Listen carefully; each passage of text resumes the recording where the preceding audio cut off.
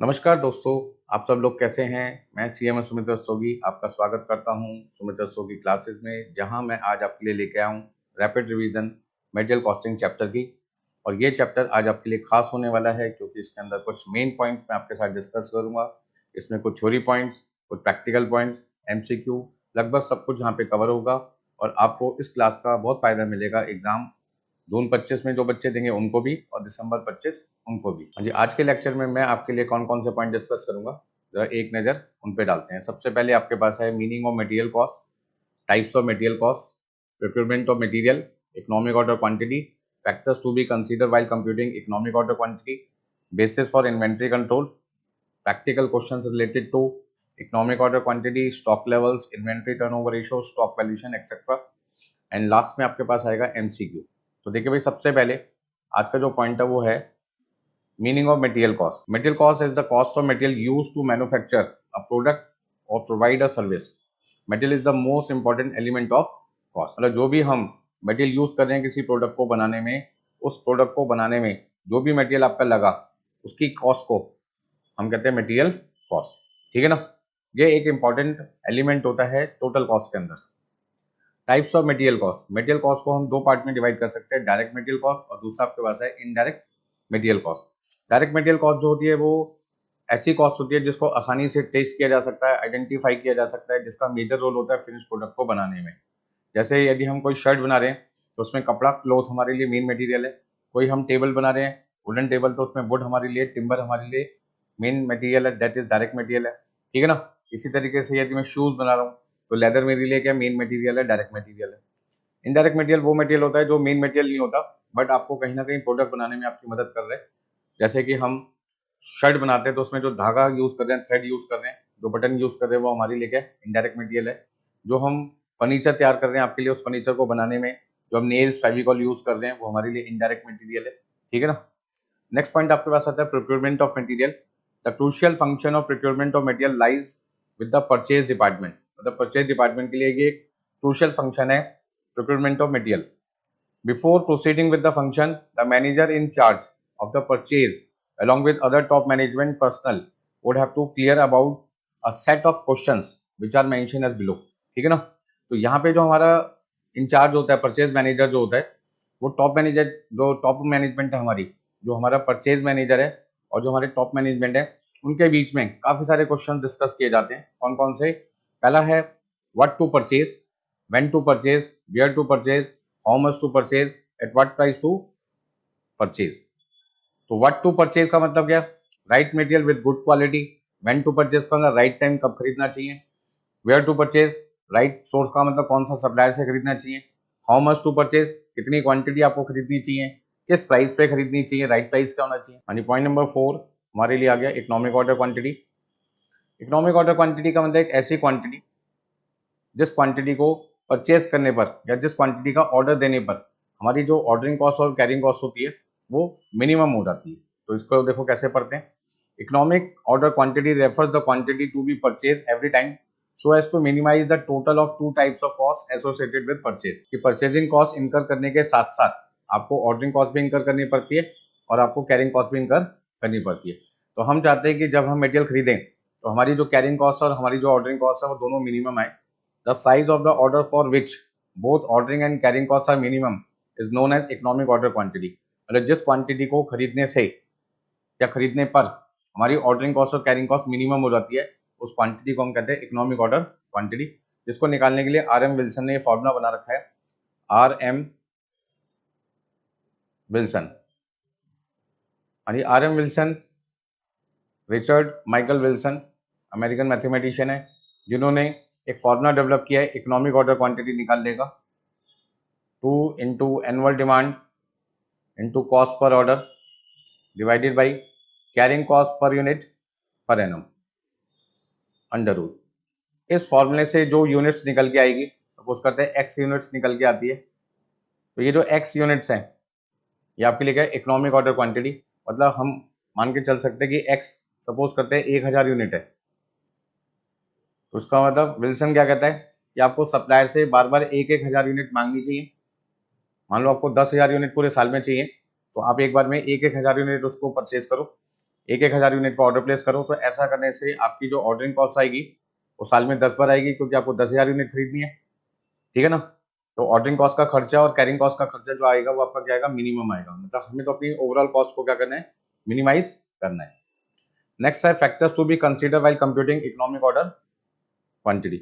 जब हम economic order quantity को कंप्यूट करते हैं तो कौन कौन से फैक्टर्स कंसीडर करते हैं, एक आपका ऑर्डरिंग कॉस्ट और दूसरा आपके पास है कैरिंग कॉस्ट। ऑर्डरिंग कॉस्ट का मतलब है रॉ मटेरियल को ऑर्डर प्लेस करते टाइम जो हम खर्चा करेंगे उसको कहते हैं ऑर्डरिंग कॉस्ट, और उसके अंदर क्या क्या चीजें शामिल है, cost of placing an order, cost of transportation, cost of receiving goods, cost of inspecting goods, cost of handling material and follow up cost. ये सारे खर्चे शामिल होते हैं किसमें, ऑर्डरिंग कॉस्ट में।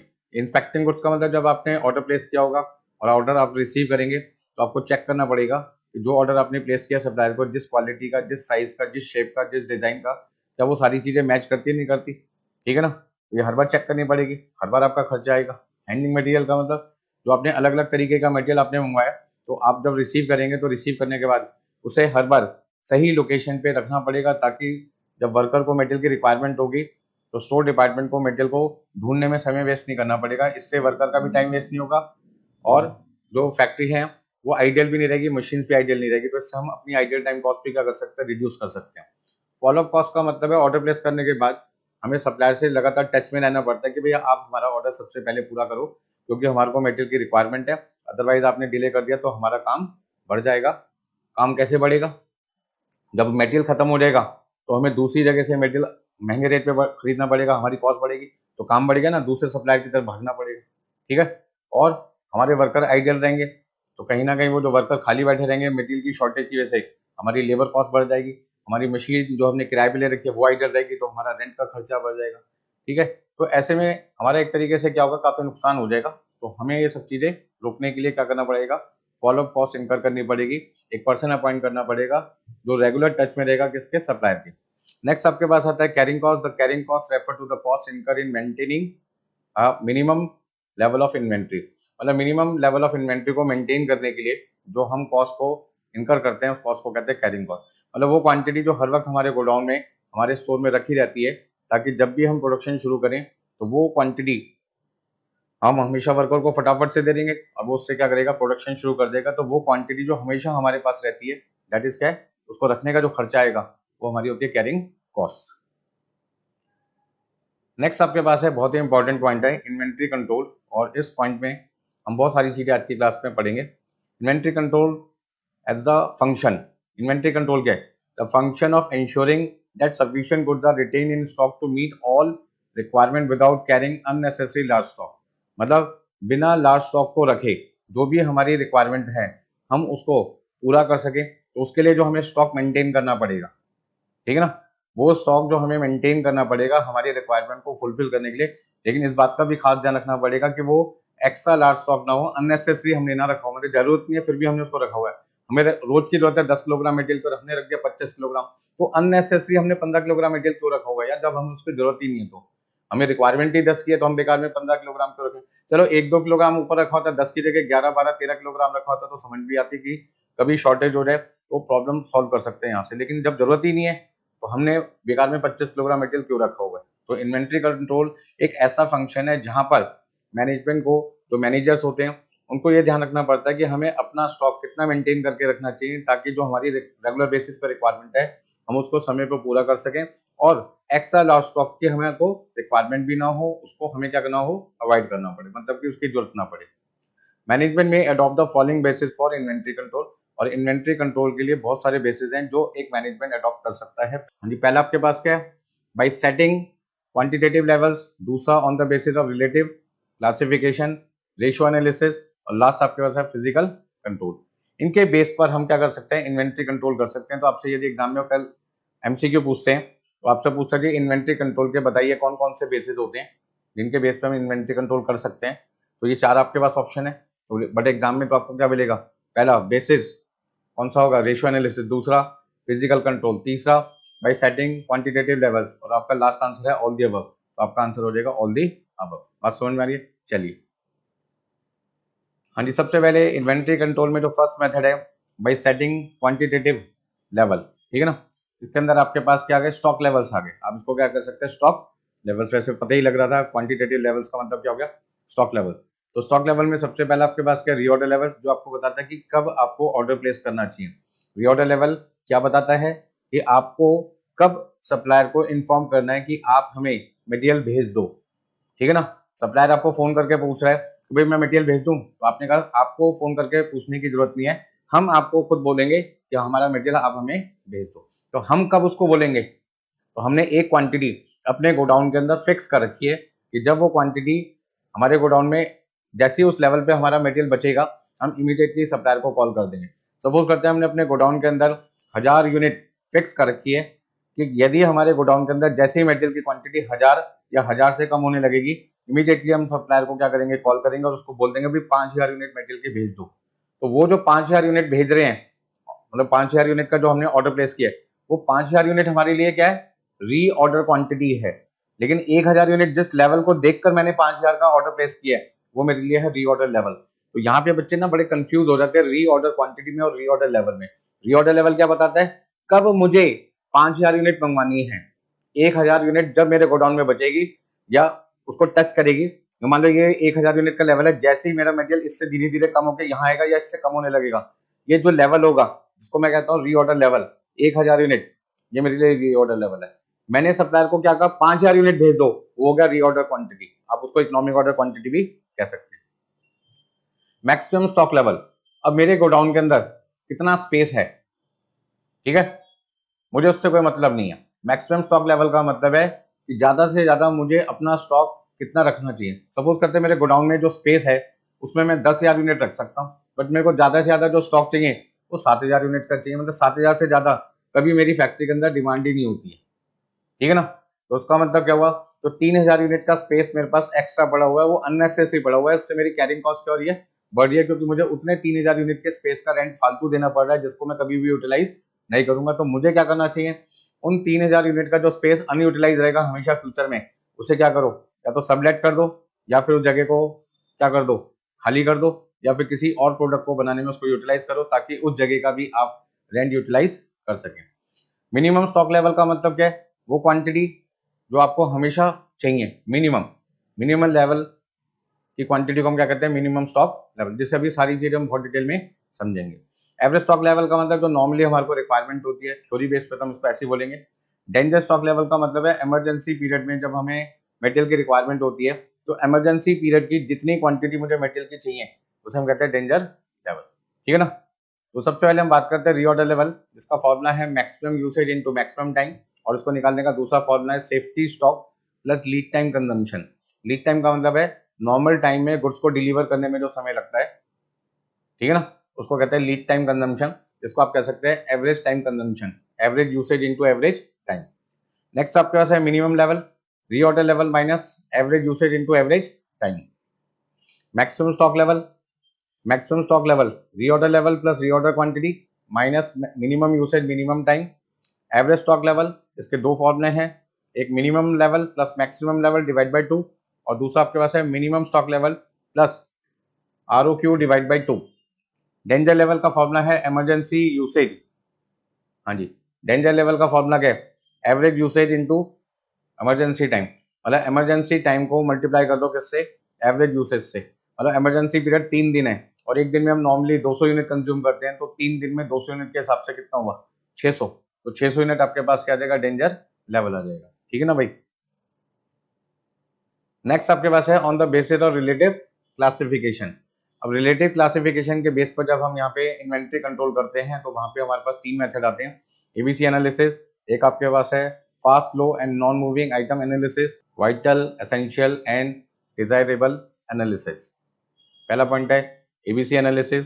ABC analysis is a technique used to categorize item into 3 groups A, B and C based on their importance or value. It helps the businesses prioritize resources and effort by focusing on the most critical item, which typically represent a smaller portion of the total but contribute significantly of overall result. हाँ जी, ABC analysis क्या है, inventory control system का एक ऐसा system है जहां पर हम जो हमारे आइटम्स होती हैं उनको हम कैटेगराइज कर देते हैं 3 पार्ट में, A category, B category and C category, इसके बेस पे, उनकी इंपॉर्टेंस और उनकी वैल्यू के बेस पे, ठीक है ना।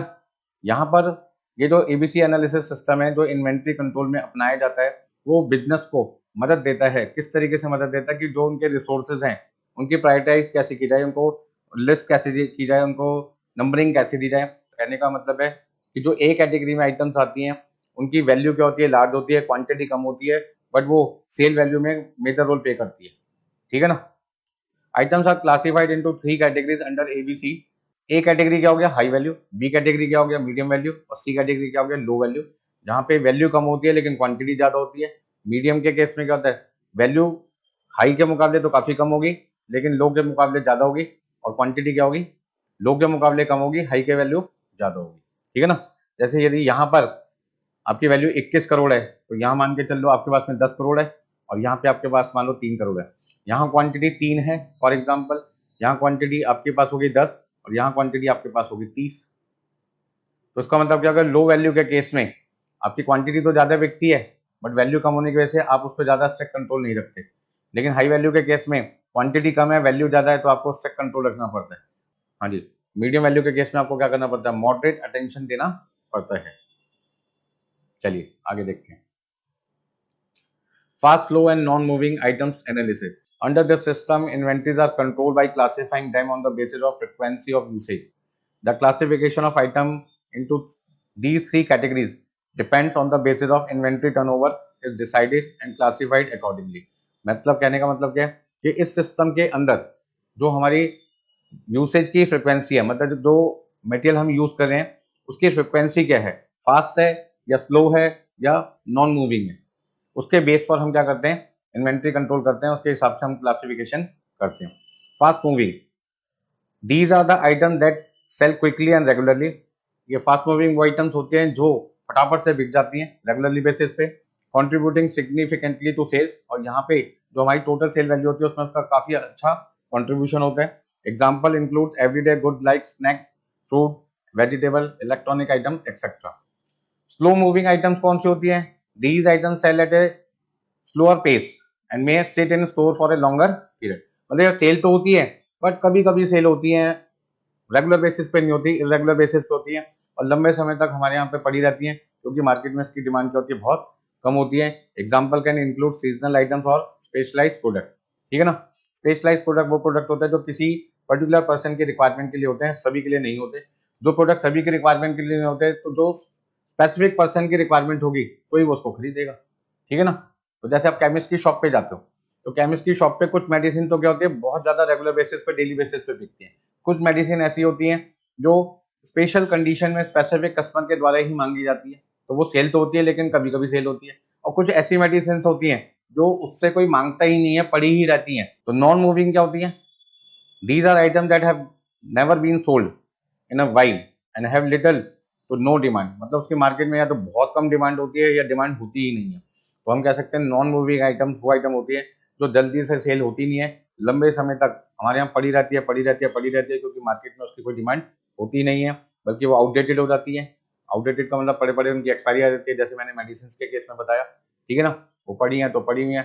फॉर एग्जाम्पल आप यदि मोबाइल की बात करें तो यदि कोई दुकानदार मोबाइल सेल करता है तो उसकी दुकान पे 3 तरीके के मोबाइल्स होते हैं। एक जो रेगुलर बिकते रहते हैं वो आ जाएगा आपका फास्ट मूविंग में। कुछ ऐसे मोबाइल्स होंगे जो स्पेसिफिक कस्टमर ही खरीदता है और वो कभी कभी खरीदता है, तो वो आ जाएगा आपका स्लो मूविंग में। कुछ ऐसे मोबाइल होंगे जो आउटडेट हो चुके हैं, जो अब कोई भी कस्टमर खरीदने को तैयार नहीं है।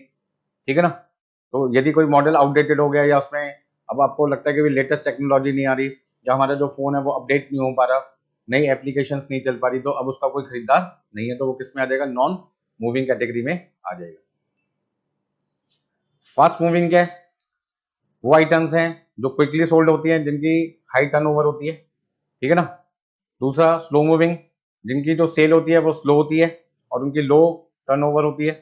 ठीक है ना। और नॉन मूविंग क्या होता है, जो बिकता ही नहीं है, उनकी कोई टर्नओवर होती नहीं, पड़ा है तो पड़ा है, पड़ा है तो पड़ा है, कई सालों से पड़ा ही है, कोई उसको यूज नहीं कर रहा। नेक्स्ट आपके पास है वीईडी एनालिसिस। वीडी एनालिसिस का मतलब क्या हुआ, पहले तो हम वीईडी का, वी का मतलब है वाइटल, दूसरा आपके पास है एसेंशियल और तीसरा आपके पास है desirable.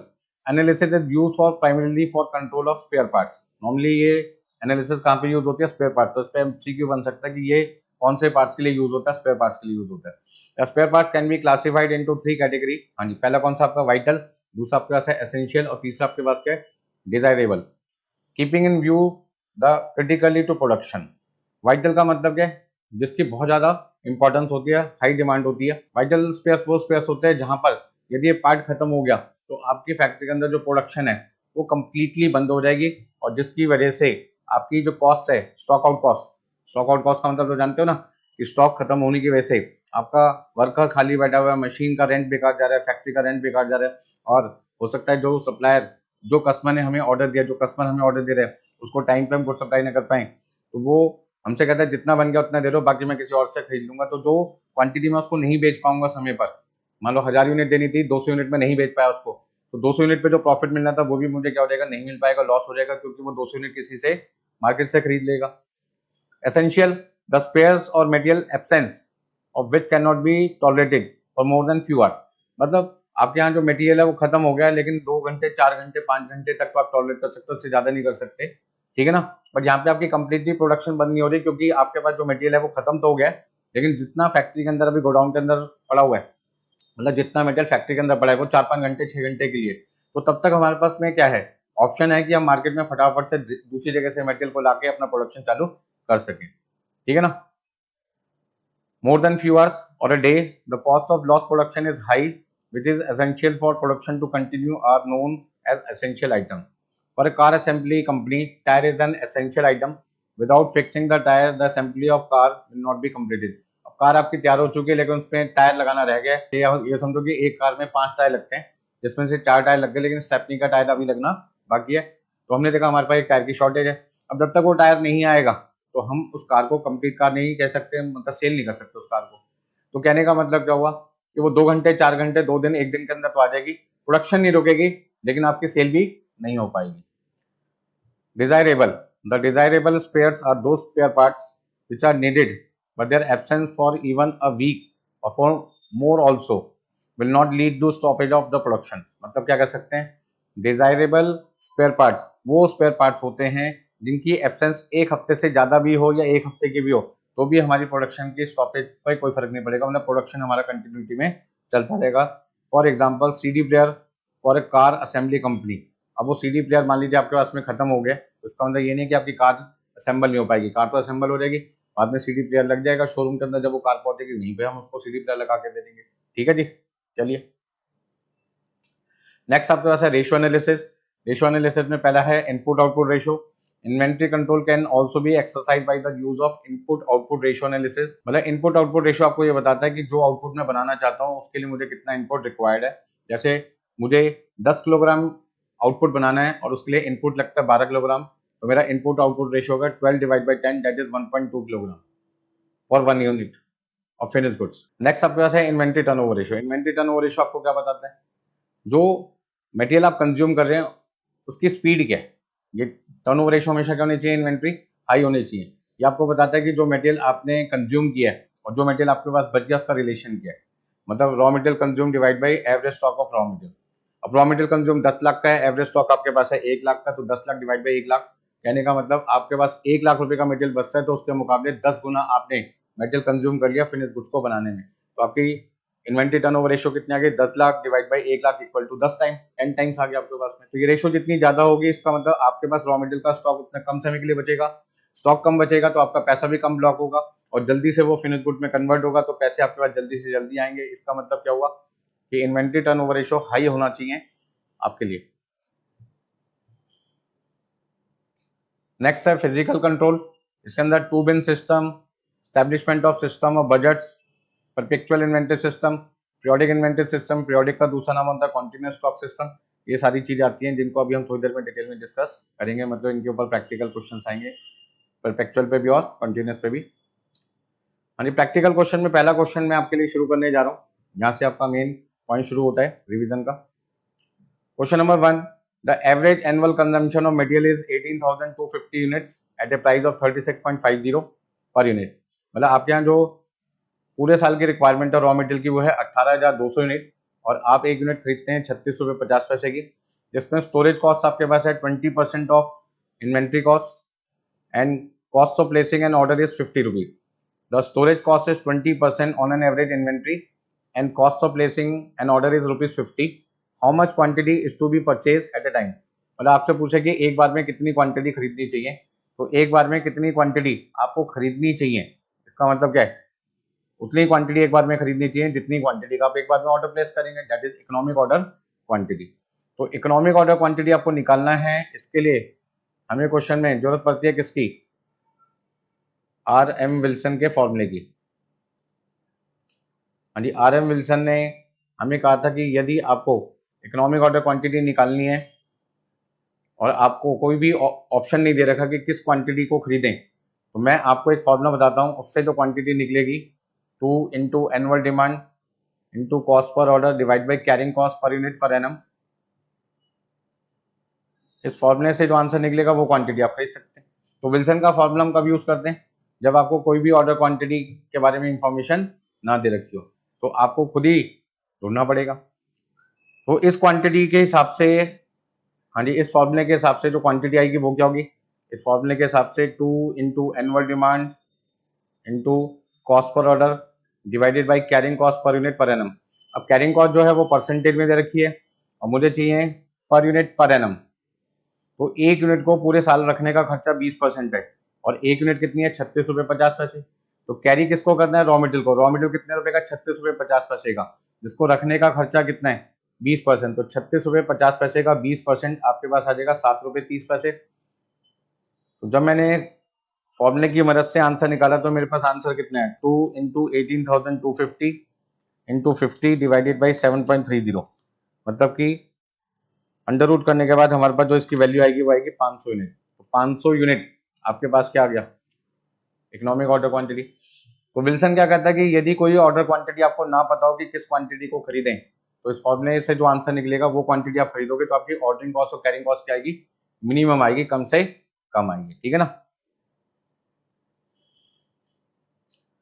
Question number second, Anil company buys its annual requirement of 36,000 units and 6 installment. अब यहाँ पे देखो आपको बता रखा है कि जो कंपनी है वो पूरे साल में 36,000 यूनिट खरीदती है, कितनी बार में, 6 बार में। इसका मतलब यदि 6 बार में 36,000 यूनिट खरीदी जाएगी तो एक बार में कितनी खरीदी जाएगी, 36,000 को 6 से डिवाइड करेंगे तो 6,000 यूनिट आएगा।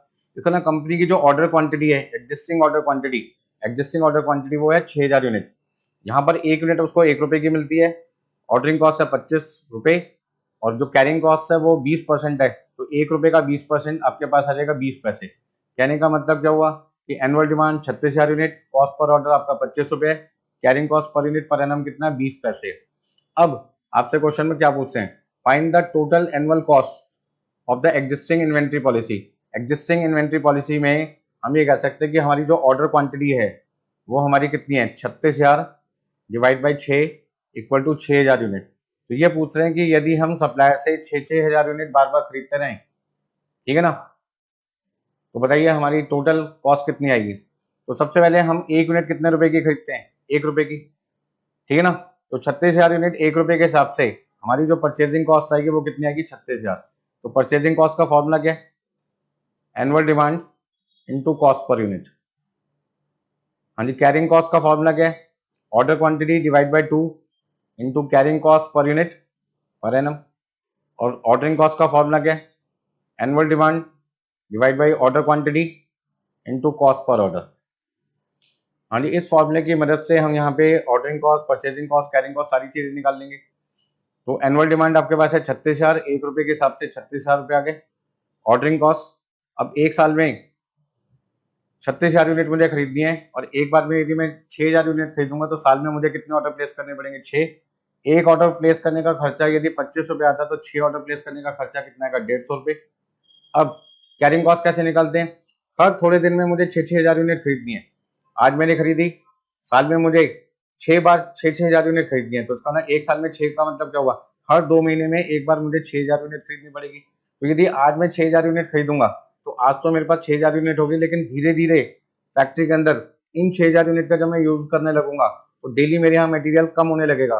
6,000 से कितना हो जाएगा, 5,900, 5,800, 5,700। मान लो रोज की 100 यूनिट यदि कंज्यूम होती है, या रोज की 200 यूनिट कंज्यूम होती है, या 300 यूनिट भी कंज्यूम हो सकते हैं, किसी दिन ज्यादा किसी दिन कम। तो धीरे धीरे वो 6,000 यूनिट एक दिन क्या होगी, खत्म हो जाएगी। जैसे ही वो खत्म होगी फिर से मेरे पास 6,000 यूनिट आ जाएगी। इसका मतलब क्या हुआ कि मटेरियल शुरू में तो मेरे पास में ज्यादा होगा, लेकिन धीरे धीरे कंज्यूम होने की वजह से उसकी क्वांटिटी क्या हो जाएगी, कम। तो किसी दिन तो मटेरियल मुझे ज्यादा देर रखना पड़ेगा, किसी दिन मेरे को मटेरियल की क्वांटिटी कम रखनी पड़ेगी। तो यहाँ पे हम अपना जो बेस लेते हैं वो एवरेज लेते हैं। एवरेज का मतलब क्या हुआ, शुरू में 6000 यूनिट है, और जब वो 6000 यूनिट खत्म हो जाएगी तो आपके पास बैलेंस बचेगा 0। 6000 प्लस 0 कितना हुआ, 6000, ठीक है ना। एवरेज कैसे निकालते हैं, ओपनिंग बैलेंस आपके पास कितना होगा, ओपनिंग बैलेंस आपके पास कितना होगा 6000 यूनिट, और क्लोजिंग बैलेंस कितना होगा 2 महीने के बाद, eight the end of 2 months आपका नील होगा। तो शुरू में आपके पास 6000 यूनिट होगी, एंड में आपके पास कितनी होगी, नील। हम यहाँ पे लेते हैं एवरेज। एवरेज कितना आएगा, 6000 प्लस नील, 6000 डिवाइड बाई 2। तो हमने 6000 को क्या नाम दे दिया, 6000 को हमने नाम दे दिया ऑर्डर क्वांटिटी। तो order quantity divide by 2 into carrying cost per unit per annum. तो आपके पास कितना आ गया, 6000 को 2 से डिवाइड किया 3000, 3000 को मल्टीप्लाई किया 20 पैसे से, आपके पास आ जाएगा 600। इस तरीके से 6000 यूनिट को यदि मैं खरीदता हूँ बार बार सप्लायर से, मतलब एक बार में सप्लायर से 6000 यूनिट खरीदूं, तो पूरे साल में मेरा मटेरियल का जो खर्चा आएगा, ordering plus carrying plus purchasing cost, वो आएगा 36,750। हाँ जी, यहाँ तो कोई दिक्कत इसमें किसी को। चलिए अगला point, how much money can be save by using economic order quantity. Economic order quantity का यूज करके आप कितने पैसे बचा सकते हो।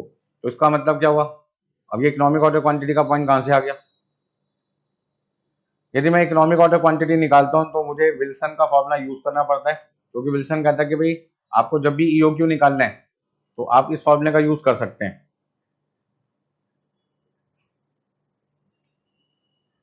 ठीक है ना। और इस फॉर्मूले का यूज करके आपके पास है annual demand 2 into 36,000 into 25 divided by carrying cost, 1 रुपए का 20%, 20 पैसे, और आपका आंसर कितना आएगा सॉल्व करके 3000। ये सारी चीजें मैंने आपके लिए सॉल्व करके पहले से लिखी हुई हैं, आपको अलग से लिखने की जरूरत नहीं है। अब 3000 यूनिट वो क्वांटिटी है जिसपे विल्सन कहता है आपकी कॉस्ट क्या आएगी, मिनिमम आएगी। मैंने कहा क्या मतलब, वो कहता है आपकी जो ऑर्डरिंग कॉस्ट और कैरिंग कॉस्ट है वो मिनिमम हो जाएगी, मतलब जितनी कॉस्ट पहले आ रही थी 6000 यूनिट पे, उसके मुकाबले अब आपकी कॉस्ट क्या आएगी, कम आएगी। मैंने कहा क्या मतलब, वो कहता है समझो। मैंने कहा क्या चीज समझूं। वो कहते हैं कि भाई 3000 क्वांटिटी वो क्वांटिटी है जिसके खरीदने पर आप अपनी कॉस्ट को मिनिमाइज कर सकते हैं। मैंने कहा कौन सी कॉस्ट को, कहते हैं भाई ऑर्डरिंग कॉस्ट को, कैरिंग कॉस्ट को। मैंने कहा परचेजिंग को नहीं, कहते नहीं, क्योंकि सप्लायर यहाँ पे आपको डिस्काउंट नहीं दे रहा। सप्लायर डिस्काउंट देता तो हो सकता है आपकी कॉस्ट कम हो जाती, बट सप्लायर तो यहाँ डिस्काउंट दे ही नहीं रहा। तो उसका मतलब क्या हुआ कि मैं एक बार में 3000 यूनिट खरीदूं या एक बार में 6000 यूनिट खरीदूं, मेरी परचेजिंग कॉस्ट तो पहले भी 36,000 थी, अब भी 36,000 आएगी। 36,000 इंटू 1, 36,000 इंटू 1, इसका मतलब परचेजिंग कॉस्ट मेरी इररेलेवेंट कॉस्ट है डिसीजन मेकिंग में, क्योंकि यहाँ मैं दो कॉस्ट के बीच में कंपैरिजन कर रहा हूँ, सेविंग निकाल रहा हूँ। सेविंग का मतलब है जब मैं 6000 यूनिट खरीद रहा था तो मेरी ऑर्डरिंग कॉस्ट कितनी आ रही थी 150 रुपए, और कैरिंग कॉस्ट कितनी आ रही थी 6000 डिवाइड बाई 2 इंटू 20 पैसे। लेकिन जब मैं 3000 यूनिट खरीदूंगा एक बार में, तो 36,000 यूनिट खरीदने के लिए मुझे क्या करना पड़ेगा, 36,000 को 3000 से डिवाइड किया, इसका ना साल में मुझे 12 ऑर्डर प्लेस करने पड़ेंगे। और यदि मैं 12 ऑर्डर प्लेस करता हूँ तो 25 रुपए के हिसाब से मेरा कितना खर्चा आएगा, 300 रुपये आएगा ऑर्डरिंग का। और कैरिंग कॉस्ट क्या आएगी, 3000 को 2 से डिवाइड किया, 20 पैसे से मल्टीप्लाई किया तो 300 रुपये आएगा। इसका ना जहां मेरी ऑर्डरिंग और कैरिंग कॉस्ट पहले 750 रुपये आती थी, जहाँ पे मेरी कैरिंग कॉस्ट और ऑर्डरिंग कॉस्ट मिला के 750 रुपये आती थी, अब कितनी आएगी 600 रुपये। इसका मतलब विल्सन क्या बोला कि जो लोग मेरी बात पे यकीन नहीं करते उन्हें यकीन मैं दिलाता हूँ इस एग्जाम्पल से, कि विल्सन वाले फॉर्मूले को यूज करने से जो क्वांटिटी निकलती है उस पर ऑर्डरिंग कॉस्ट और कैरिंग कॉस्ट का टोटल दूसरी क्वांटिटी के मुकाबले क्या आती है, कम आती है। लेकिन कंडीशन है इसकी कंडीशन क्या है कि सप्लायर आपको कोई डिस्काउंट ना दे। यदि सप्लायर ने आपको डिस्काउंट दे दिया होता 6000 यूनिट पे, वो मटेरियल जो आपको 1 रुपए की जगह 90 पैसे में मिलने लगेगा, फिर मेरा फॉर्मूला आपको मिनिमम कॉस्ट नहीं देगा। दे भी सकता है, नहीं भी दे सकते, लेकिन उसकी कोई गारंटी नहीं है। गारंटी मैं कब देता हूँ आपको, एश्योरेंस कब देता हूँ, जब सप्लायर आपको कोई डिस्काउंट ना दे परचेस प्राइस पे, तो उस केस में जो क्वांटिटी मेरे बताए गए फॉर्मूले से निकलेगी, वहां की जो आपकी कॉस्ट आएगी और जो एग्जिस्टिंग ऑर्डर क्वांटिटी पे कॉस्ट आएगी वो ज्यादा होगी एग्जिस्टिंग वाली, और मेरी वाली क्वांटिटी की कॉस्ट क्या होगी, कम। मैंने कहा ऐसे कैसे हो सकता है, वो कहता है देखो भी आपके सामने परचेजिंग कॉस्ट दोनों जगह 36,000 है, लिखो या ना लिखो कोई फर्क नहीं पड़ता। मैंने कहा जब फर्क ही नहीं पड़ता साइड करो, उसको साइड कर दिया। तो ऐसे में जो काम मेरा 750 रुपये में होता था ऑर्डरिंग और कैरिंग का, अब वो 600 रुपये में होने लगेगा। इसका मतलब यदि मैं ईओक्यू फॉलो करता हूँ तो मेरा खर्चा 750 से 600 रुपये आने लगेगा, मतलब कहीं ना कहीं मैं 150 रुपये बचा लूंगा भाई। चलिए आगे देखते हैं। हाँ जी, कोई दिक्कत है इसमें किसी को? हाँ जी, question number 3, from the following particulars with respect to a particular item of material of a manufacturing company calculate the best quantity to order। अब यहाँ पर हमारे पास बहुत सारे ऑप्शंस आ गए। सप्लायर कह रहा है यदि आप 250 यूनिट से कम खरीदोगे तो मैं 1 यूनिट मेटेरियल की आपको कितने रुपए की लगाऊंगा? 6 रुपए की लगाऊंगा। यदि आप 250 यूनिट से लेके 800 यूनिट के बीच में खरीदते हो, मतलब 250 खरीदो या 250 से ज्यादा, बट 800 से कम खरीदोगे, 799 तक भी खरीदोगे, तो मैं आपको 5 रुपए 90 पैसे के हिसाब से मटेरियल लगाऊंगा। 800 खरीदो या उससे ज्यादा लेकिन 2000 से कम, तो 5 रुपए 80 पैसे लगाऊंगा। 2000 खरीदो या उससे ज्यादा खरीदो लेकिन 4000 से कम खरीदोगे तो 5 रुपए 70 पैसे लगाऊंगा। 4000 क्वांटिटी खरीदो या उससे ज्यादा खरीदो, 5 रुपए 60 पैसे के हिसाब से मटेरियल लगाऊंगा। इसका मतलब अब यहाँ पे जो सप्लायर है वो मुझे ज्यादा क्वांटिटी खरीदने पर, मतलब एक बार में यदि मैं उससे ज्यादा क्वांटिटी खरीदूंगा, मतलब मेरा ऑर्डर क्वांटिटी का साइज बदल जाए, 400 हो जाए, 800 हो जाए, 600 हो जाए, मतलब जैसे जैसे साइज बदलता रहेगा सप्लायर मुझे क्या देगा? डिस्काउंट देगा। इसका मतलब क्या हुआ कि डिस्काउंट के मिलने पर आर.एम. विल्सन क्या कहते हैं, मेरे बताए गए फॉर्मूले के हिसाब से जो कॉस्ट निकलती है वो कॉस्ट और डिस्काउंट मिलने के बाद जो क्वांटिटी आप सोच रहे हैं उसकी कॉस्ट कम भी हो सकती है, ज्यादा भी हो सकती है। पहले तो मैं क्या कह रहा था हमेशा कि मेरी कॉस्ट कम आएगी क्वांटिटी की, बाकी कॉस्ट क्वांटिटी की कॉस्ट से, लेकिन अब कम भी हो सकती है, ज्यादा भी हो सकती है। तो मैंने कहा इसका मतलब क्या करे भैया, डिसीजन मेकिंग तो मुझे कंपनी के लिए करनी है, ना मुझे सप्लायर से कोई लगाव है, ना मुझे विल्सन से कोई रिश्तेदारी निभानी है। मेरे को तो काम किसके लिए करना है? सैलरी कौन देता है मुझे? मैं तो भैया मैनेजर हूँ, परचेज मैनेजर। परचेज मैनेजर की जिम्मेदारी क्या है कि वो कंपनी के लिए काम करे, कंपनी को फायदा पहुंचाए। कंपनी को कैसे फायदा पहुंचाएगा? जब कॉस्ट क्या आएगी? कम से कम आएगी। तो यहाँ पर एनुअल डिमांड है 4000 यूनिट की। आगे क्या लिखा है? स्टॉक होल्डिंग कॉस्ट, मतलब कि आपकी जो कैरिंग कॉस्ट है, रखने का खर्चा, वो 20% है पर एनम, और आपकी कॉस्ट पर ऑर्डर कितने? 6 रुपए। तो सबसे पहले जरा क्वेश्चन को समझो कि विल्सन क्या कर रहा था, यदि सप्लायर आपको डिस्काउंट ना दे, मतलब यदि आप मटेरियल 6 रुपए के हिसाब से खरीदते हो, यहाँ पे आपको सप्लायर को डिस्काउंट नहीं दे रहा, लेस देन 215 है, तो आप एक काम करो, वो क्वांटिटी खरीदो जो क्वांटिटी मैं आपको बताता हूँ। मैंने कहा बताओ, वो कहते हैं जो फार्मूला मैं आपको बता रहा हूँ उस फार्मूले के हिसाब से 2 into annual demand into cost per order divide by carrying cost. Carrying cost कितनी है? 20 पैसे। किसका? 6 रुपए का। तो 6 रुपए का 20 पैसे कितना हुआ? 1 रुपए 20 पैसे। 6 रुपए का 20% कितना हुआ? 6 रुपए का 20% हुआ 1 रुपए 20 पैसे। और अब आप इसको सॉल्व करो। तो मैंने देखा 2 into 4000 into 6 divide by 1.2 under root किया तो 200 यूनिट आ गए। तो विल्सन कहता है यदि आपको सप्लायर डिस्काउंट नहीं देता और आपको मटेरियल 6 रुपए के हिसाब से खरीदना पड़े, तो आप मेरी सलाह मानो, इस फॉर्मूले से जो 200 यूनिट निकली है उस क्वांटिटी को अपनी इकोनॉमिक ऑर्डर क्वांटिटी मानो, मतलब ऑर्डर क्वांटिटी ये करो, ठीक है ना। बट मैंने कहा भाई मैं इसको इकोनॉमिक ऑर्डर क्वांटिटी कह नहीं सकता अभी, ये तो आपके हिसाब से इकोनॉमिक ऑर्डर क्वांटिटी है, क्योंकि आपने कंडीशन लगा दी कि सप्लायर डिस्काउंट नहीं देगा, तब आपका आंसर सबसे कम 200 पे आएगा। लेकिन यदि सप्लायर डिस्काउंट दे दे और मैं 200 की जगह 300 यूनिट खरीद लूं, तो मुझे तो 6 रुपए वाला सामान 5 रुपए 90 पैसे में मिलेगा।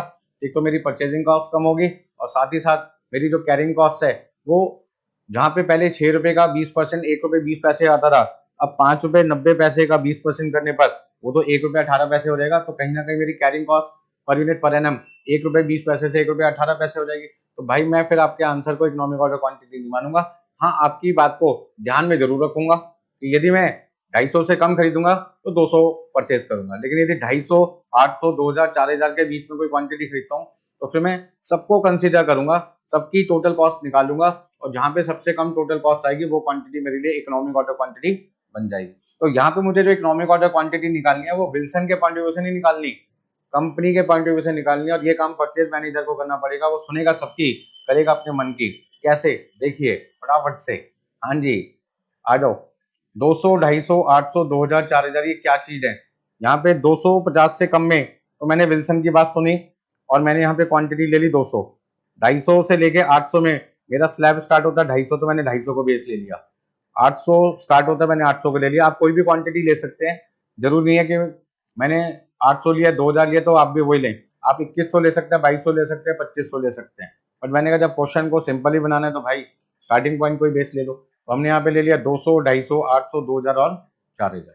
अब यदि मैं 200 यूनिट को बार बार खरीदूंगा तो 4000 यूनिट खरीदने के लिए मुझे कितनी बार ऑर्डर प्लेस करना पड़ेगा। यदि मैं सप्लायर को फोन करके कहता हूँ भाई 200 यूनिट भेजो, फिर कहता हूँ 200 भेजो, फिर 200 भेजो, फिर 200 भेजो, तो 4000 मंगवाने के लिए मुझे कितनी बार ऑर्डर प्लेस करना पड़ेगा। 4000 डिवाइड बाई 200 मतलब कि 20 ऑर्डर प्लेस करने पड़ेंगे। तो यहाँ पे मुझे एनुअल डिमांड को ऑर्डर क्वांटिटी से क्या करना पड़ेगा, डिवाइड करना पड़ेगा।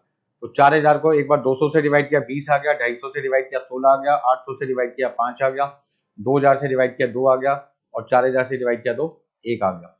कॉस्ट पर ऑर्डर मुझे क्वेश्चन में 6 रुपए दे रखा है तो सब जगह 6 रुपए ही आएगा। कॉस्ट प्राइस पर टन 6 रुपए, 5 रुपए 90 पैसे, 5 रुपए 80 पैसे, 5 रुपए 70 पैसे और 5 रुपए 60 पैसे आ गया। आपके पास में जो कैरिंग कॉस्ट है वो 20% है। मेटेरियल कॉस्ट का, मेटेरियल कॉस्ट कितनी है आपकी 6 रुपए, 6 रुपए का 20% आ गया 1 रुपए 20 पैसे। 5 रुपए 90 पैसे का 20% कितना आ जाएगा। तो यहाँ पे हमारी कॉस्ट पर यूनिट को हमें 20% से क्या करना है, मल्टीप्लाई। तो 6 रुपए का 20% कितना आ जाएगा, 6 रुपए का 20% 1 रुपए 20 पैसे, 5 रुपए 90 पैसे का 20% 1 रुपए 18 पैसे, 5 रुपए 80 पैसे का 20% 1 रुपए 16 पैसे, 5.70 का 20% 1.14 एंड 5.60 का 20% 1.12। अब हमें क्वेश्चन में क्या निकालना है, हमें निकालना है इकोनॉमिक ऑर्डर क्वांटिटी। हमें एक ऐसी क्वांटिटी ढूंढनी है जहाँ पे हमारी कॉस्ट कम आए। तो पिछले क्वेश्चन में मैंने परचेजिंग कॉस्ट को कंसीडर नहीं किया था, क्योंकि purchasing cost existing order quantity जब 6000 थी तब भी 36,000 रुपये आ रही थी, और जब 3000 यूनिट विल्सन वाले फॉर्मूला से निकाली थी तो भी 36,000 रुपये आ रही थी। तो जब मैं दो कॉस्ट को कंपेयर करता हूँ तो मैं रेलिवेंट कॉस्ट को कंपेयर करता हूँ, इररेलिवेंट कॉस्ट को कंपेयर नहीं करता। इसका मतलब मुझे वहां पर क्या करना था, 36,000 को कंसीडर नहीं करना था, क्योंकि 36,000 को कंसीडर करने के बाद मेरी कॉस्ट आती है 36,750 और 36,600, तो दोनों का डिफरेंस अब भी कितना आता, 150 रुपये आता। तो 36,000 में कंसीडर करने या ना करने से मेरे आंसर पे कोई फर्क नहीं पड़ रहा था। तो डिसीजन मेकिंग क्या कहता है कि जब कोई कॉस्ट डिसीजन पे इम्पैक्ट ना डाल सके, ऐसी कॉस्ट को कंसीडर करना व्यर्थ है, समय बर्बादी है। आप उसे कंसीडर ना करें, उसे इररेलेवेंट कॉस्ट माने और इग्नोर करें। लेकिन यदि सप्लायर आपको डिस्काउंट दे रहा है और आपकी परचेजिंग कॉस्ट चेंज हो रही है, तो परचेजिंग कॉस्ट चेंज हो रही है तो आपका डिसीजन चेंज हो सकता है परचेजिंग कॉस्ट के बदलने की वजह से भी। इसीलिए आपको क्या करना चाहिए भाई, आपको परचेजिंग कॉस्ट भी कंसीडर करनी चाहिए। तो यदि डिस्काउंट मिलता है तो परचेजिंग कॉस्ट लेनी है, डिस्काउंट नहीं मिलता तो परचेजिंग कॉस्ट नहीं लेनी। इसीलिए मैंने आपको दो क्वेश्चन कराए, क्वेश्चन नंबर 2 और क्वेश्चन नंबर 3। अब सबसे पहले हम बात करते हैं परचेजिंग कॉस्ट की। फॉर्मूला क्या था, annual demand into cost per unit. Annual demand कितनी है आपके पास 4000, 4000 को मल्टीप्लाई किया एक बार हमने 6 से, एक बार मल्टीप्लाई किया 5 रुपए 90 पैसे से, एक बार 5 रुपए 80 पैसे से, 5 रुपए 70 पैसे से और 5 रुपए 60 पैसे से। तो आपके पास आ जाएगा 24,000, 23,600, 23,200, 22,800 और 22,400। अब ऑर्डरिंग कॉस्ट कैसे निकालते हैं, number of orders into cost per order. तो 20 को मल्टीप्लाई किया 6 से, 16 को मल्टीप्लाई किया 6 से, 5 को मल्टीप्लाई किया 6 से, 2 को मल्टीप्लाई किया 6 से और 1 को मल्टीप्लाई किया 6 से। तो आपके पास कितना आ जाएगा 120, फिर आपके पास आएगा 96, 30, 12 एंड 6। अब लास्ट पॉइंट आपके पास है कैरिंग कॉस्ट। कैरिंग कॉस्ट कैसे निकालते हैं भाई, कैरिंग कॉस्ट निकालने का फॉर्मूला है order quantity divide by 2 into carrying cost per unit per annum. Order quantity कितनी है आपके पास में, ऑर्डर क्वांटिटी आपके पास है 200। तो आपने क्या किया, 200 को डिवाइड किया किससे, 2 से, मल्टीप्लाई किया 1 रुपए 20 पैसे से, फिर आपने डिवाइड किया 250, हाँ जी 250 को डिवाइड किया 2 से, फिर मल्टीप्लाई किया 1 रुपए 18 पैसे से, फिर आपने लिया 800, 800 को डिवाइड किया 2 से, मल्टीप्लाई किया 1 रुपए 16 पैसे से। इस तरीके से आपके पास जो कैरिंग कॉस्ट है वो आ जाएगी 60 रुपए, 147.50, 464, 1140, 2240। और आपके पास में टोटल रेलिवेंट कॉस्ट मैंने यहाँ पे वर्ड को यूज किया है, रेलिवेंट वर्ड मैंने इसलिए यूज किया है क्योंकि यहाँ पर मैं कंपैरिजन कर रहा हूँ 200 की कॉस्ट कितनी है, 250 की कॉस्ट कितनी है, 800 की कॉस्ट कितनी है, 2000 की कॉस्ट कितनी है, 4000 की कॉस्ट कितनी है। यदि यहाँ पे परचेजिंग कॉस्ट हर जगह 24,000 24,000 24,000 24,000 24,000 आती तो फिर मैं परचेजिंग कॉस्ट को नहीं लिखता, फिर मेरा डिसीजन सिर्फ किसके बेस पे होता, ऑर्डरिंग कॉस्ट और कैरिंग कॉस्ट के टोटल के बेस पे मैं कंपैरिजन करता। लेकिन यहाँ पे मेरे को सप्लायर डिस्काउंट दे रहा है जिसकी वजह से मेरी जो कॉस्ट है वो 24,000 की जगह कितनी होगी 23,600। इसका मतलब ना कहीं यदि मैं 200 यूनिट की जगह 250 यूनिट खरीदता हूँ तो मुझे सामान सस्ता मिल रहा है, और ऐसे में मेरी कॉस्ट 24,000 की जगह 23,600 आएगी, मतलब 400 रुपए मेरी परचेजिंग कॉस्ट क्या हो जाएगी कम। तो ऐसे में मैं अपना जो डिसीजन लूंगा वो ऑर्डरिंग और कैरिंग कॉस्ट के बेस पे नहीं लूंगा, तीनों कॉस्ट के टोटल के बेस पे अपना डिसीजन लूंगा। और यहाँ पे जो सबसे कम मेरी कॉस्ट आ रही है वो कितनी आ रही है, देखो भाई आपके पास आती है 23,694 मिनिमम कॉस्ट है। तो minimum relevant cost is ₹23,694 at 800 unit. It means आपकी जो बेस्ट ऑर्डर क्वांटिटी है, इकोनॉमिक ऑर्डर क्वांटिटी है, वो कंपनी के पॉइंट ऑफ व्यू से कितनी है 800 यूनिट। और विल्सन के पॉइंट ऑफ व्यू से, विल्सन तो अब हमेशा क्या कहेगा भैया 200 यूनिट सबसे बेस्ट है, क्योंकि वो कहता है सप्लायर डिस्काउंट नहीं देता। मैंने कहा तू जा भाड़ में, तेरी बात कौन सुनेगा भाई, मुझे तो कंपनी के पॉइंट ऑफ व्यू से बात करनी है, मुझे तुम्हारे पॉइंट ऑफ व्यू से बात नहीं करनी। तो विल्सन को ध्यान में ना दीजिए भाई, विल्सन की बात को जरूर सुनो, बट उसके बेस पर डिसीजन नहीं लेना। सुनो सबकी, करो अपने मन की। और मन क्या कहता है आपका कि भाई मैं यहाँ पे 200, 250, आपका 800, 2000, 4000 में जहां पे मेरी सबसे कम कॉस्ट आएगी उस क्वांटिटी के बेस पे मैं डिसीजन मेकिंग करूंगा। चलिए देखिए नेक्स्ट पॉइंट आपके पास में आता है स्टॉक लेवल्स। स्टॉक लेवल्स आपको ये बताता है कि भाई आपको कब ऑर्डर प्लेस करना चाहिए, ठीक है ना। मैक्सिमम आपको स्टॉक का लेवल कितना मेंटेन रखना चाहिए, मिनिमम स्टॉक का लेवल आपको कितना मेंटेन करना चाहिए, एवरेज स्टॉक लेवल आपको कितना मेंटेन रखना चाहिए, इमरजेंसी पीरियड के लिए आपको कितना स्टॉक रखना चाहिए, जिसको कहते हैं डेंजर लेवल। ये सारी चीजें आपको ध्यान में रखनी है। तो एग्जाम में स्टॉक लेवल के जब क्वेश्चंस आएंगे तो आपसे क्या क्या चीजें पूछ सकते हैं, ये 5 चीजों में से कोई भी चीज पूछ सकते हैं। तो क्वेश्चन नंबर 4 थोड़ा सिंपल लेके चल रहे हैं, ऐसे थोड़ा सा बढ़िया क्वेश्चन भी लेके चलेंगे इसी के लिए। The components A and B are use as follows. Normal usage का मतलब क्या है कि आपकी जो रोज की डिमांड है, यहाँ पे पर डे भी हो सकता है, पर वीक भी हो सकता है, पर मंथ भी हो सकता है, बट क्वेश्चन में वीक लिखा है। तो नॉर्मल वीक का मतलब क्या हो गया, नॉर्मल यूसेज का मतलब क्या हो गया, हाँ जी नॉर्मल यूसेज आपके पास है 300 यूनिट पर वीक। कहने का मतलब क्या है कि हर वीक में आमतौर पर आपके यहाँ पे 300 यूनिट की कंजम्पशन होती है। मैक्सिमम 450 यूनिट की कंजम्पशन भी हो सकती है, मिनिमम 150 यूनिट की। अब सबसे पहले ये बात समझो, वीक एक है, हाँ जी एक वीक में आपके यहाँ कंजम्पशन 300 भी हो सकता है, 450 भी हो सकता है और 150 भी हो सकता है।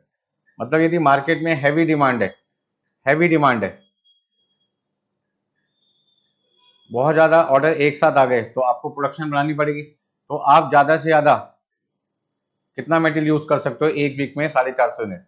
और यदि मार्केट में लो डिमांड है, डिमांड बहुत घट गई, सीजन चेंज हो गया, प्रोडक्ट की डिमांड घट गई, तो ऐसे में आपके यहाँ कम से कम फिर भी मटेरियल कितना कंज्यूम होगा, 150। और एवरेज का मतलब क्या है कि मार्केट में ना तो हैवी डिमांड है ना लो डिमांड है, नॉर्मल डिमांड है। अब नॉर्मल डिमांड के केस में आप जो मटेरियल कंज्यूम करोगे वो क्वांटिटी को हम कहते हैं नॉर्मल यूसेज। हैवी डिमांड की सिचुएशन में जो मटेरियल आप यूज करोगे उसको कहते हैं मैक्सिमम यूसेज। और लो डिमांड के टाइम पर जो मटेरियल आप कंज्यूम करोगे उसको कहते हैं आपका मिनिमम यूसेज। बात समझ में आ गई। चलिए हाँ जी, रीऑर्डर पीरियड, रीऑर्डर पीरियड लिखा है 4 to 6 वीक एंड बी के लिए लिखा है 2 to 4 वीक्स। अब ये रीऑर्डर पीरियड का मतलब क्या है, जब हम सप्लायर को ऑर्डर प्लेस करते हैं तो मार्केट में जब सप्लायर को हमने ऑर्डर प्लेस किया तो सप्लायर क्या इमीडिएटली हमें मटेरियल सप्लाई कर देगा।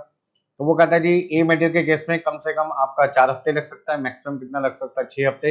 ये डिपेंड करता है कि मार्केट में जो मटेरियल आपने उससे मांगा है उसकी मैक्सिमम डिमांड है तो मैक्सिमम टाइम लगेगा, मार्केट में लो डिमांड है तो कम समय में मैं दे दूंगा, एवरेज डिमांड है तो आपका नॉर्मल डिमांड है तो उस केस में टाइम क्या लगेगा, एवरेज लगेगा।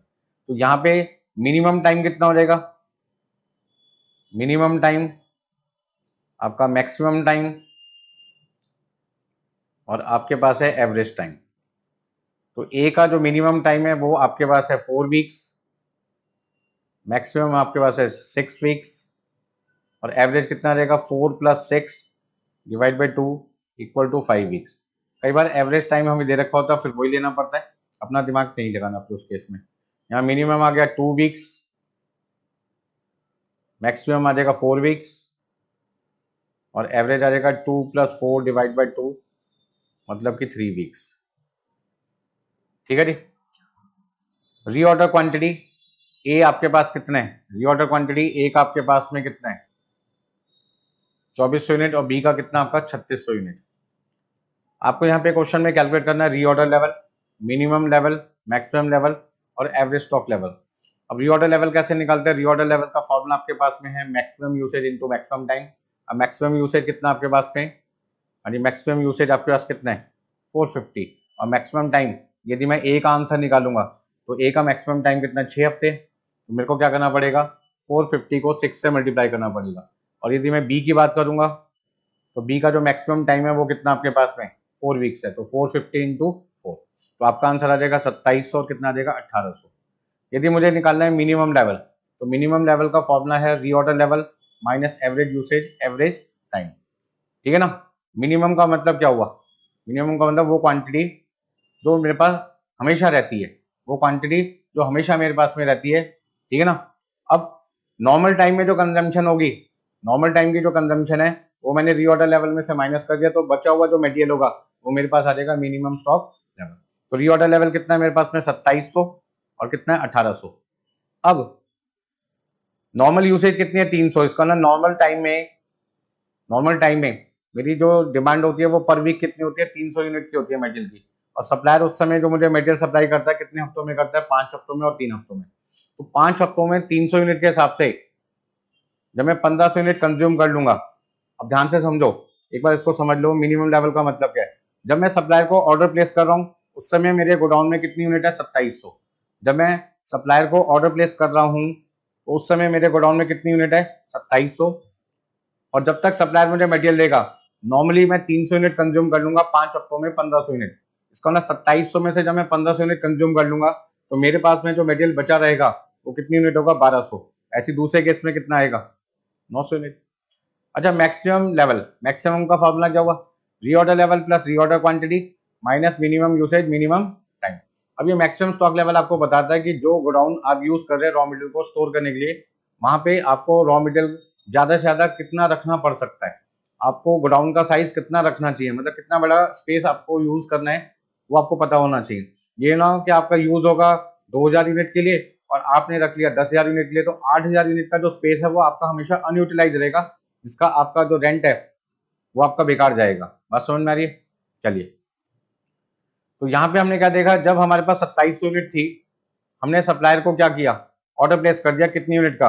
2400 यूनिट का। मतलब जब मेरे गोडाउन में 2700 यूनिट थी उस दिन मैंने सप्लायर को फोन किया कि 2400 यूनिट भेजो। ठीक है।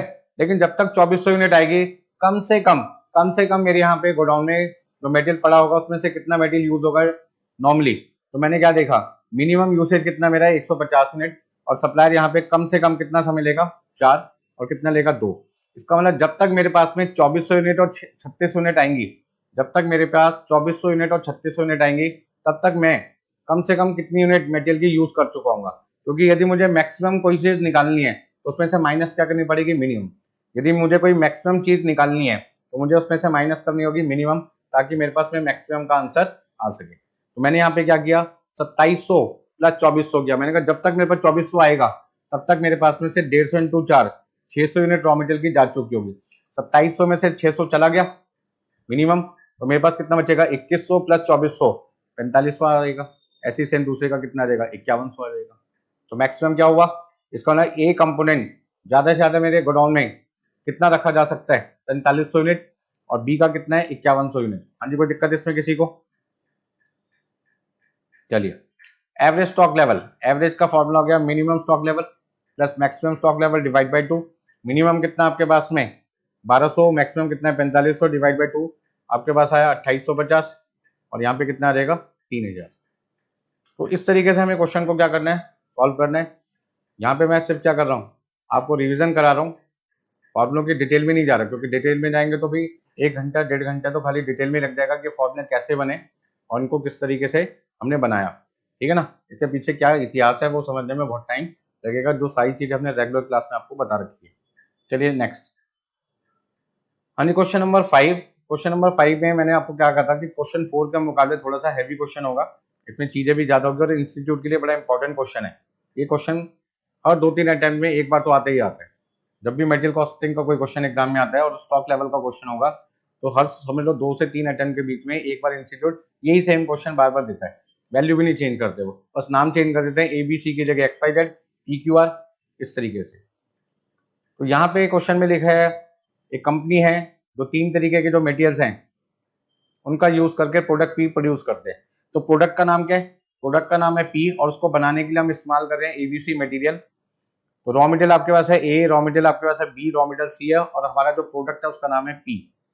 Usage per unit of product kilogram, मतलब P को बनाने में, P की 1 यूनिट बनाने में, P की 1 यूनिट बनाने में हम यहाँ पे मटेरियल कितना इस्तेमाल कर रहे हैं? 10 किलोग्राम, 4 किलोग्राम और कितना?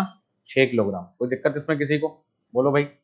तो यदि मैं पी की 1 यूनिट बनाना चाहता हूं तो मुझे A material 10 kilogram, B material 4 kilogram और सी मटेरियल कितना यूज करना पड़ेगा 6 किलोग्राम। आर ओ क्यू मेरे पास कितना है 10,000, 5,000, 10,000 किलोग्राम। प्राइस पर किलोग्राम है यहाँ पे 10 पैसे, 30 पैसे, 15 पैसे। तो स्टॉक लेवल में प्राइस का तो कोई यूज होता ही नहीं है, इसका मतलब ये मेरे लिए इररेलेवेंट है। डिलीवरी पीरियड आपके पास है minimum 1 week, maximum 3 week, average है 2। ऐसी बी का दे रखा है, ऐसी सी का दे रखा है। R O L reorder level A material और बी मेटेरियल का निकाल के दे रखा है, आपको सी का नहीं पता। ऐसे मिनिमम स्टॉक लेवल बी और सी मेटेरियल का तो पता है, ए का नहीं पता। Weekly production varies from 175 unit to 225 units, average 200 units of the product P. इसका मतलब यहाँ पे जो प्रोडक्शन है उसकी तो क्वांटिटी आपको दे रखी है, बट मटेरियल की क्वांटिटी नहीं दे रखी। तो इस क्वेश्चन में क्या जबरदस्त पॉइंट है वो समझो। इस क्वेश्चन में जो जबरदस्त पॉइंट है वो ये है कि आपके पास में मिनिमम, मैक्सिमम, एवरेज, ये जो आपको दे रखी है 175 यूनिट्स, 225 यूनिट्स और 200 यूनिट, ये किसकी यूनिट है? ये आपके पास है फिनिश गुड्स की। फिनिश गुड्स की डिमांड है।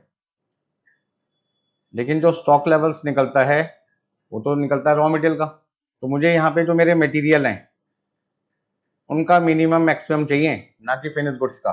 तो ए मटेरियल, बी मटेरियल और सी मटेरियल, ठीक है ना। ए मटेरियल 1 यूनिट बनाने में कितना लगता है? ए मटेरियल 1 यूनिट बनाने में कितना लगता है? 10 किलोग्राम। तो 175 को बनाने में कितना लगेगा? 1750 किलोग्राम। 225 को बनाने में कितना लगेगा? 2250 किलोग्राम। और यहाँ पे लगेगा 2000 किलोग्राम।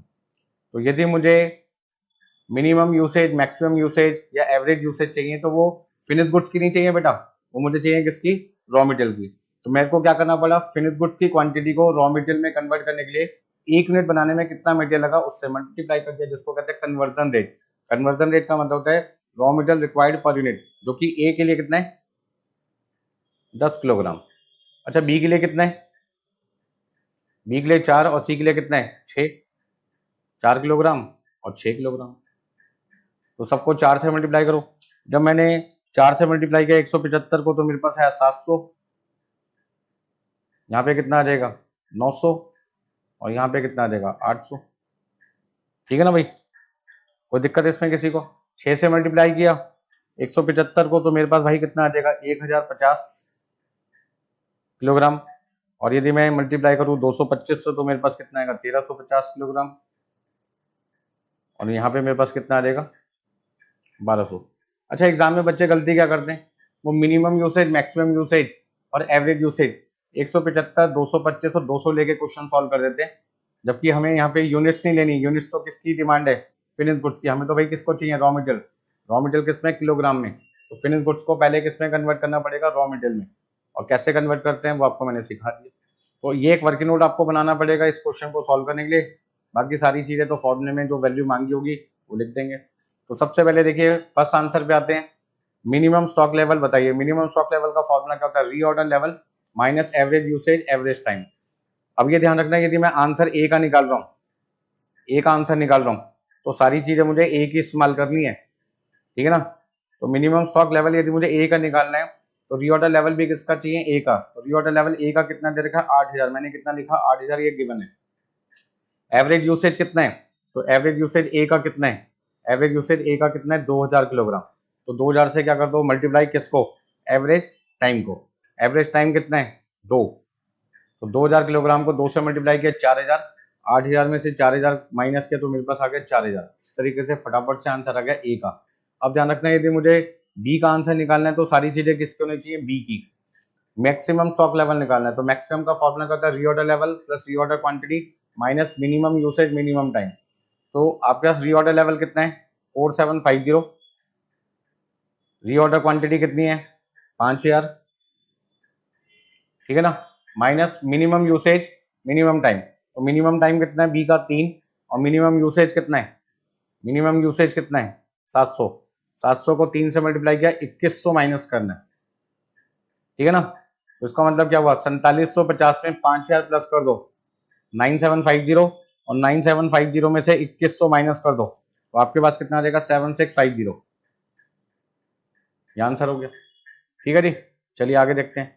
अब ये कहते हैं रीऑर्डर लेवल सी का बताइए, रीऑर्डर लेवल सी का बताना है।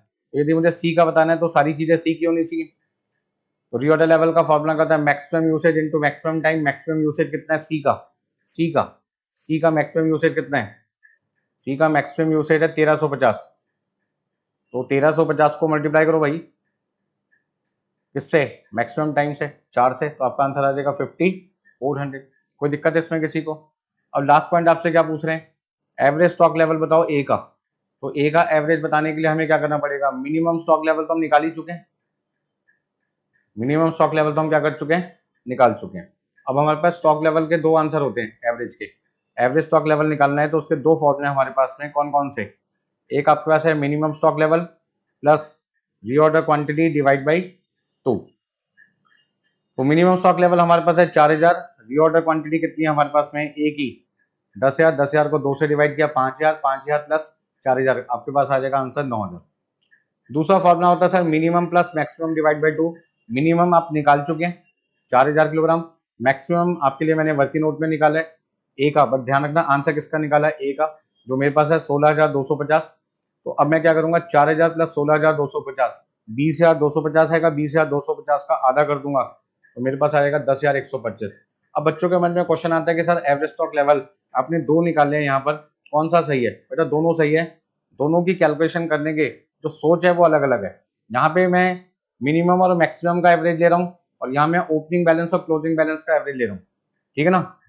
तो फॉर्मूला नंबर 1 है यहाँ पे, ये ओपनिंग और क्लोजिंग बैलेंस का एवरेज है और ये मिनिमम और मैक्सिमम बैलेंस का एवरेज है। जब रेगुलर क्लास में जाएंगे तो बहुत डिटेल में इसको बता रखा है मैंने वहाँ पे कि ओपनिंग बैलेंस क्लोजिंग बैलेंस क्या होता है, ये फॉर्मूला कैसे बना, सबका डेरिवेशन वहां पे मैंने करके बताया हुआ आपको। चलिए आगे चलते हैं। और नेक्स्ट पॉइंट आपके पास आ गया इन्वेंट्री टर्नओवर रेशियो। कई बार फोकट के नंबर मिल जाते हैं आपको एमसीक्यू में, आपको वहां पे इन्वेंट्री टर्नओवर रेशियो पूछते हैं। इन्वेंट्री टर्नओवर रेशियो आपको बताता क्या कि जो रॉ मटेरियल आप कंज्यूम कर रहे हैं उसको कंज्यूम करने में आपके यहाँ पे समय ज्यादा लगता है कम लगता है, मतलब वो आपका स्लो है या फास्ट मूविंग है, ठीक है ना। तो यहाँ पे हमारा फॉर्मूला क्या होता है, इन्वेंट्री टर्नओवर रेशियो का raw material consume divide by average stock. अब रॉ मटेरियल कंज्यूम हमें क्वेश्चन में दे रखा है 78,000 का, तो 78,000 हमने लिखा raw material consume. Average stock कैसे निकालते हैं, opening plus closing divide by 2, मतलब 10,000 प्लस 16,000, 26,000 डिवाइड बाई 2 कर दिया, आ गया 13,000। तो 13,000 से डिवाइड कर दिया, आपके पास आ गया 6 टाइम्स। इसका मतलब इन्वेंट्री टर्नओवर रेशियो कितनी है, 6 टाइम। ये रेशियो जितनी ज्यादा होगी इसका मतलब है कि आपके पास में कंजम्पशन ज्यादा होती है और आपके पास मटेरियल कम बचता है। भाई जितना ज्यादा मटेरियल कंज्यूम होगा इसका मतलब स्टॉक कम बचेगा, स्टॉक कम बचेगा तो आपका एवरेज स्टॉक भी क्या हो जाएगा, कम हो जाएगा, ठीक है जी। अब एक बात और समझो, एग्जाम में यदि ऐसे क्वेश्चन फिर आ जाए, एक और एग्जाम्पल लेते हैं। वो कहते हैं जी ओपनिंग स्टॉक आपके पास है 10,000, क्लोजिंग स्टॉक आपके पास है सर 20,000 और आपके पास है raw material purchase. Raw material purchase आपके पास में मान लीजिए है 1,00,000। बात समझ में आ रही है? तो ऐसे केस में आप यहाँ पे निकालो इन्वेंट्री टर्नओवर रेशियो। तो यदि मैं सॉल्यूशन निकालूंगा तो इन्वेंट्री टर्नओवर रेशियो का फॉर्मूला क्या होगा, इन्वेंट्री टर्नओवर रेशियो का मेरा फॉर्मूला होगा raw material consume divide by average stock. अब यहाँ पे रॉ मटेरियल कंज्यूम चाहिए मुझे, जबकि मुझे तो रॉ मटेरियल परचेज दे रखा है। तो मैं क्या करूंगा, रॉ मटेरियल परचेज में ओपनिंग स्टॉक प्लस करूंगा, क्लोजिंग स्टॉक माइनस, मतलब कि 1,00,000 रुपए में प्लस करूंगा 10,000 और माइनस करूंगा 20,000, तो मेरे पास में कितना आ जाएगा, 90,000 आ जाएगा। तो यहाँ पे आप ध्यान रखना कि इसमें तो रॉ मटेरियल कंज्यूम ही लिखा था इसलिए 78 लिखा, बट यहाँ पे परचेज लिखा है तो उसको पहले कंज्यूम में कन्वर्ट करना पड़ेगा, तब जाके मेरा आंसर निकलेगा 90,000 यहाँ पे। अब ओपनिंग प्लस क्लोजिंग हो गया 30,000, 30,000 को मैंने किया 2 से डिवाइड, तो मेरा एवरेज स्टॉक कितना आएगा 15,000। यहाँ पे आपको 15 से डिवाइड करना है और आंसर यहाँ पे आ जाएगा 6 टाइम। क्या सर हर क्वेश्चन का आंसर 6 टाइम्स आता नहीं, ये तो बाई चांस है कि जो मैंने वैल्यू लिखी वो 6 आंसर आपको दे दिया, 7 भी हो सकता है, 5 भी हो सकता है, इससे हमें कोई मतलब नहीं। अच्छा कई बार क्वेश्चन में हमसे क्या कहते हैं, सर इन्वेंट्री टर्नओवर रेशियो निकालो, साथ में इन्वेंट्री पीरियड भी निकालो, इन्वेंट्री पीरियड भी निकाल के बताओ भाई। तो मैंने कहा जी इन्वेंट्री पीरियड भी निकाल के दिखा देते हैं आपको। तो इन्वेंट्री पीरियड निकालने के लिए हमें कुछ ज्यादा मेहनत नहीं करनी, सिंपल सा फॉर्मूला है, ये सारी चीजें आपने रेशियो चैप्टर में पढ़ी हुई है 12th क्लास में, और ग्रुप 2 में एफएम बीडीए में एफएम के अंदर भी पढ़ोगे रेशियो चैप्टर, ठीक है ना। तो यहाँ पे इन्वेंट्री पीरियड निकालने के लिए हम क्या करते हैं, हमारा जो टाइम है यदि डेज में है तो 365, मंथ में है तो 12 ले सकते हैं, डिवाइड बाई आप क्या करोगे, इन्वेंट्री टर्नओवर रेशो, ठीक है ना।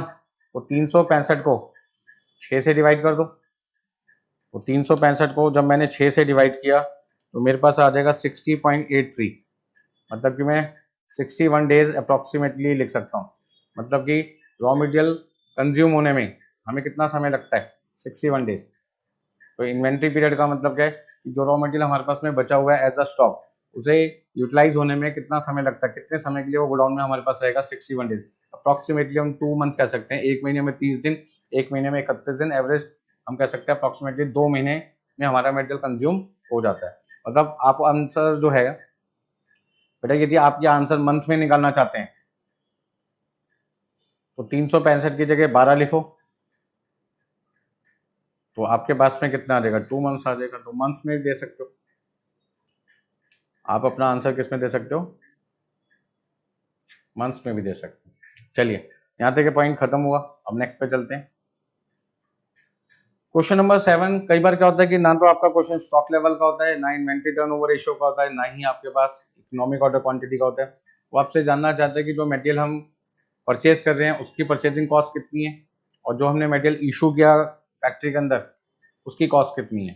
तो सबसे पहले हमें देखना पड़ेगा कि क्वेश्चन के अंदर हमने जो मटेरियल खरीदा वो कितना खरीदा, और उस पर कोई सप्लायर ने हमें डिस्काउंट दिया नहीं दिया, क्या क्या खर्चे हमें मटेरियल खरीदने के टाइम पे करने पड़ते हैं, वो सारे खर्चे जोड़ दो तो आपके पास में कॉस्ट आ जाएगी। तो क्वेश्चन नंबर 7 उसी से रिलेटेड है।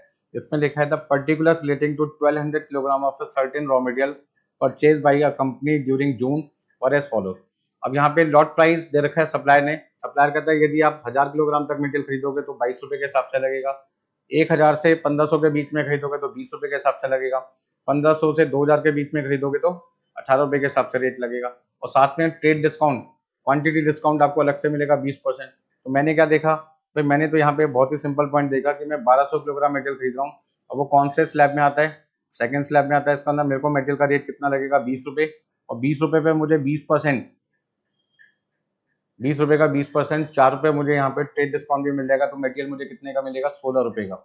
तो सबसे पहले मैंने क्या किया, 1200 किलोग्राम 20 रुपए से मल्टीप्लाई किया तो बेसिक प्राइस आ गई 24,000, और यहाँ पे ट्रेड डिस्काउंट 24,000 का 20%, 4800 मुझे अब ये मटेरियल कितने का मिलेगा, 19,200 का।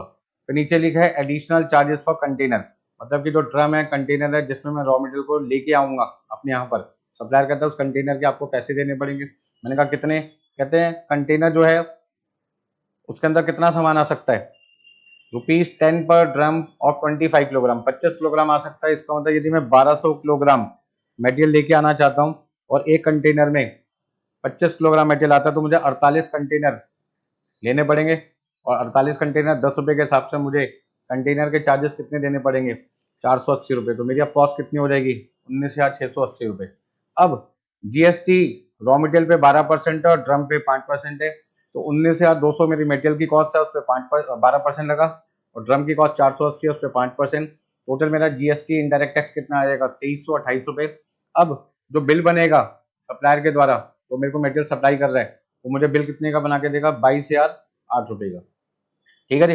अब मैंने सप्लायर से कहा भाई मैं तो चाहता हूँ कि रास्ते में मटेरियल यदि एक्सीडेंट हो जाए तो उसका इंश्योरेंस भी मिल जाए। तो कहता है जी इंश्योरेंस आपको कितना देना पड़ेगा, 2.5% बिल का।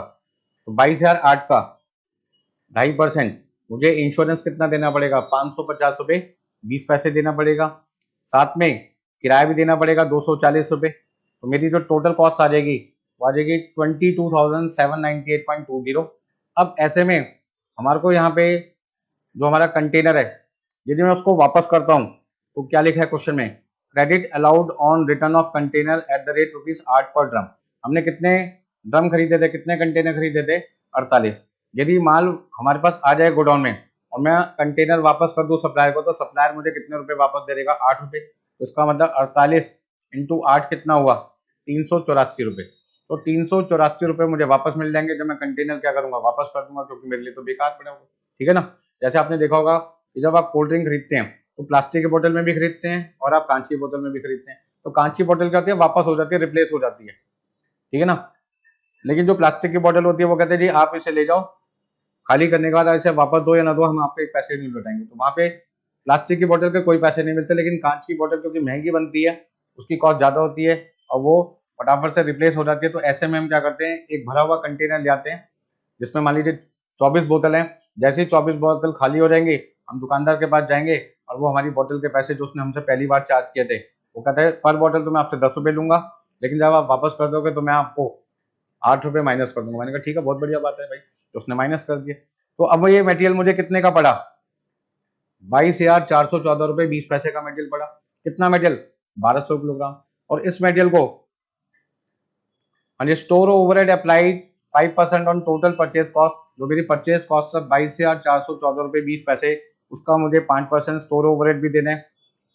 तो इसका मतलब अब जो मटेरियल मैं भेजूंगा फैक्ट्री में, देखो जब मेरे पास मटेरियल आया स्टोर के अंदर तो 22,414 रुपये 20 पैसे का आया, और जब मैंने उसे स्टोर से कहाँ पे भेजा, फैक्ट्री के अंदर भेजा, तो स्टोर का भी तो खर्चा आएगा, उसको रखने का भी तो खर्चा आएगा। ये तो सप्लायर ने मुझसे 22,414 रुपये 20 पैसे टोटल लिए एक तरीके से। यदि सारे खर्चे मैं उसी से करवाता हूँ तो कहता है जी 22,414 रुपये 20 पैसे का मटेरियल आपके नेट पड़ेगा, और आप इसको जब तक रखोगे तो रखने का खर्चा भी आपको उठाना पड़ेगा। उठाने के बाद ये मटेरियल जब आपने फैक्ट्री में भेजा तो फैक्ट्री वालों से क्या कहोगे, 22,414 रुपये 20 पैसे तो हमने सप्लायर को दिए, और 1120.71 पैसे हमने उसको स्टोर करने के खर्चा किया। अब आपको ये मटेरियल कितने का पड़ेगा, 23,534.91 का। कितने किलोग्राम, 1200 किलोग्राम। 1 किलोग्राम कितने का पड़ेगा, 19.612425। इस तरीके से आपका आंसर आ जाएगा। तो कैलकुलेशन सिंपल है, बस आपको समझना पड़ेगा किसको पहले प्लस करना है, किसको बाद में प्लस करना है, किसको माइनस करना है, किसको माइनस करना ही नहीं है। ये सारी चीज आपको ध्यान से समझनी पड़ेगी। तो जब आप 2-3 बार इसकी प्रैक्टिस करोगे ऐसे क्वेश्चन की, तो आपको सारी चीजें समझ में आ जाएगी। चलिए आगे चलते हैं। हाँ जी, क्वेश्चन नंबर 8, यहाँ पे स्टॉक वैल्यूएशन का क्वेश्चन है। ये स्टॉक वैल्यूएशन में 2 तरीके के केसेस आते हैं। एक जहाँ पे हम डेट के हिसाब से अपनी कैलकुलेशन करते हैं बचे हुए स्टॉक की, और जहाँ पे हम डेट को कंसीडर नहीं करते उनके हिसाब से। तो यहाँ पे देखते हैं कौन सा केस है। मतलब जब हम अपने स्टॉक की वैल्यूएशन करते हैं तो हमारे पास 2 केसेस आते हैं। एक जहाँ पे जो भी हमारी परचेज डेट होती है उनके हिसाब से हम क्या करते हैं, अपने स्टॉक की वैल्यूएशन करते हैं, और एक वो केस जहाँ पे परचेज हमने कब किया, हम उस डेट को कंसीडर नहीं करते। ठीक है ना, हम कहते हैं 1 तारीख को खरीदो, 2 तारीख को खरीदो, 10 तारीख को खरीदो, 20 तारीख को खरीदो, सबको इकट्ठा कर लो, और फिर जब मटेरियल आप बेचते हैं, सेल करते हैं, मतलब जो कंज्यूम करते हैं, उस समय आप सारे जितने भी परचेज हैं सबको एक साथ लेके चलो। तो 2 इन्वेंट्री सिस्टम होते हैं, एक आपके पास होगा कॉन्टिन्यूअस स्टॉक सिस्टम, और एक आपके पास होता है परपेचुअल इन्वेंट्री सिस्टम। तो परपेचुअल इन्वेंट्री सिस्टम का भी यूज होता है जहाँ पे हम डेट को इंपॉर्टेंस देते हैं, मतलब हर डेट के हिसाब से हम अपनी मटेरियल की कंजम्पशन का पता लगाते हैं। लेकिन जहाँ पे कंजम्पशन एक पर्टिकुलर डेट पे पता लगाई जाती है, आपने कब कितना खरीदा उससे कोई मतलब नहीं है, डेट को इंपॉर्टेंस नहीं देते, उसको कहते हैं आपका पीरियोडिक इन्वेंट्री सिस्टम, जिसका दूसरा नाम होता है कॉन्टिन्यूअस स्टॉक सिस्टम। वहां पर हम डेट की इंपॉर्टेंस परचेज की कंसीडर नहीं करते। तो हमें यहाँ पे मैंने हाईलाइट कर रखा है, इससे हमें पता चल जाएगा कौन सा मेथड है। Pricing of material issued is being done at the end of month after all receive during the month. मतलब यहाँ पर क्वेश्चन में क्या लिखा है, pricing of material issued is being done at the end of month after all receive during the month. मतलब सारा material पहले रिसीव कर लो, और जब रिसीव कर लोगे उसके बाद हम जो मटेरियल यूज कर रहे हैं उसकी कंप्यूटेशन करेंगे। मतलब हो सकता है कोई मटेरियल हमने 6 तारीख को कंज्यूम किया, कोई 8 तारीख को कंज्यूम किया, कोई 10 तारीख को कंज्यूम किया, कोई 20 तारीख को कंज्यूम किया। तो करे आप सारी की सारी कंजम्पशन है वो इकट्ठी कर लो, ठीक है ना, और सारी की सारी परचेजेस इकट्ठी कर लो। जब सारी की सारी परचेजेस इकट्ठी कर लोगे और सारी की सारी कंजम्पशन इकट्ठी कर लोगे, तो जिस दिन आप अपना आंसर निकालोगे कितना कंजम्पशन किया और उसका रेट क्या है, तो यहाँ पर ये जो सिस्टम है वो कौन सा माना जाएगा, कॉन्टिन्यूअस स्टॉक सिस्टम। इसका अंदर जो क्वेश्चन नंबर 8 है उसके लिए हमें कौन सा मेथड यूज करना है, कौन सा मेथड हमें यूज करना है, पीरियोडिक, कॉन्टिन्यूअस भी कह सकते हैं। चलिए, तो सबसे पहले हमें देखो क्वेश्चन में लिखा है सेल 19,25,000 की, ओपनिंग स्टॉक 1 मार्च का हमारे पास कितना है। हाँ जी, 1 मार्च का हमारे पास में कितना स्टॉक है, 1 मार्च को हमारे पास ओपनिंग स्टॉक है 1,25,000 लीटर। थोड़ा सा कलर चेंज कर दें, 1,25,000 लीटर। फिर हमने 1,50,000 लीटर खरीदा, फिर हमने कितना खरीदा, 1 लाख लीटर खरीदा, 6.5 के हिसाब से, 7 रुपये 10 पैसे के हिसाब से और 7 रुपये के हिसाब से। इसको ना सबसे पहले आप ये पता लगाओ कि आपके पास में मटेरियल है कितना कितना।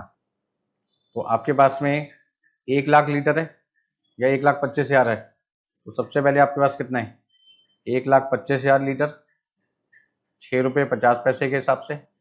फिर कितना आपके पास 1.5 लाख 7 रुपये 10 पैसे के हिसाब से। हाँ जी, 1.5 लाख 7 रुपये 10 पैसे के हिसाब से। फिर 1,07 रुपये के हिसाब से। मतलब ये आपके पास में परचेज है, आपने 2 बार मटेरियल परचेज किया है और ये आपका ओपनिंग स्टॉक है। इसका टोटल क्वांटिटी आपके पास में कितनी होगी, टोटल क्वांटिटी आपके पास में कितनी है, जोड़ लो भाई, 3,75,000।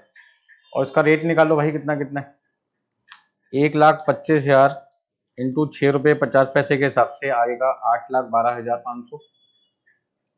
हाँ जी, 1 रुपये 50 कितना है, 1,50,000 को मल्टीप्लाई कर दो, 1,50,000 को मल्टीप्लाई कर दो 7 रुपये 10 पैसे से, तो आपके पास आएगा 10,65,000। हाँ जी, 1,50,000 को मल्टीप्लाई किया 7 रुपये 10 पैसे से, तो आपके पास आया 10,65,000 और यहाँ आ जाएगा 7 लाख रुपये। इसका मतलब पूरे महीने में जितना मटेरियल खरीदा वो कितने का है, 8,12,500 प्लस 10,65,000 प्लस 7 लाख, आपके पास आ जाएगा बेटा 25,77,500। ठीक है ना। अब आपने मटेरियल कंज्यूम कितना किया, मतलब इशू कितना किया, कितना मटेरियल आपने स्टोर से फैक्ट्री में भेजा, वो देखते हैं। तो ये कहते हैं जी आपने क्लोजिंग स्टॉक दे रखा है 1,30,000 लीटर। अब क्लोजिंग दे रखा है तो कोई बात नहीं, यदि इशू निकालना है, इशू निकालना है तो इसमें से क्लोजिंग स्टॉक क्या कर दो, माइनस कर दो। अब 1,30,000 आपने इशू कर दिया तो आपके पास बचेगा कितना, 2,45,000 लीटर। इतना 2,45,000 लीटर आपने क्या कर लिया, कंज्यूम कर लिया, मतलब यूज कर लिया, भेज दिया स्टोर से फैक्ट्री में। अब इसका अमाउंट कितना है वो आपको बताना लगाना है, और ये जो आपके पास 1,30,000 लीटर बचा हुआ है उसका अमाउंट आपको बताना है। तो यहाँ पे 2 अमाउंट बताने हैं आपको। ये जो अमाउंट आएगा ये वैल्यू ऑफ स्टॉक हो जाएगा, ये वैल्यू ऑफ क्लोजिंग स्टॉक आ जाएगा, और ये आपके पास जो वैल्यू आएगी इसका नाम होगा कॉस्ट ऑफ गुड्स सोल्ड।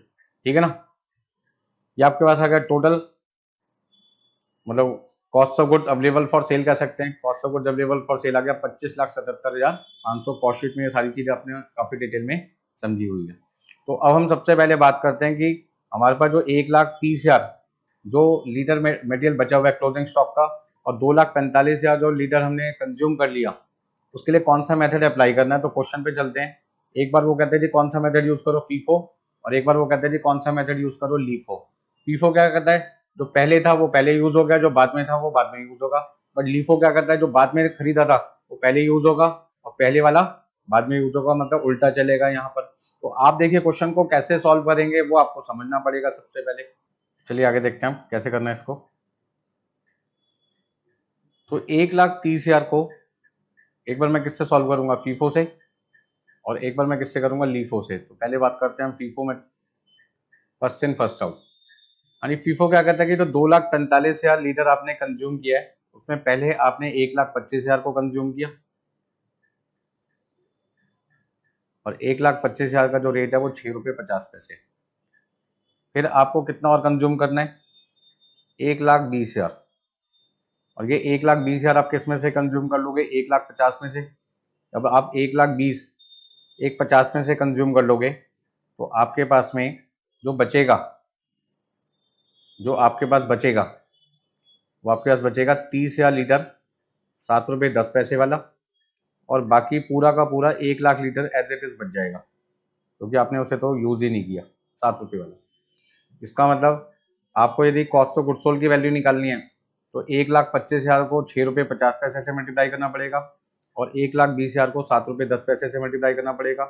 और क्लोजिंग स्टॉक की वैल्यू निकालनी है तो 30,000 को 7 रुपये 10 पैसे से मल्टीप्लाई करना होगा, और 1,00,000 को मल्टीप्लाई करोगे 7 रुपये से। ठीक है ना। तो देखिए कैसे करेंगे फटाफट से। यानी 30,000 को 7 रुपये 10 पैसे से मल्टीप्लाई किया और 1,00,000 को 7 रुपये से मल्टीप्लाई किया, तो आपके पास जो टोटल वैल्यू आएगी वो आएगी 9,13,000। आप करके भी चेक कर लो, 30,000 मल्टीप्लाई बाई 7 रुपये 10 पैसे, 2,13,000 प्लस 7 लाख 9,13,000। ठीक है ना।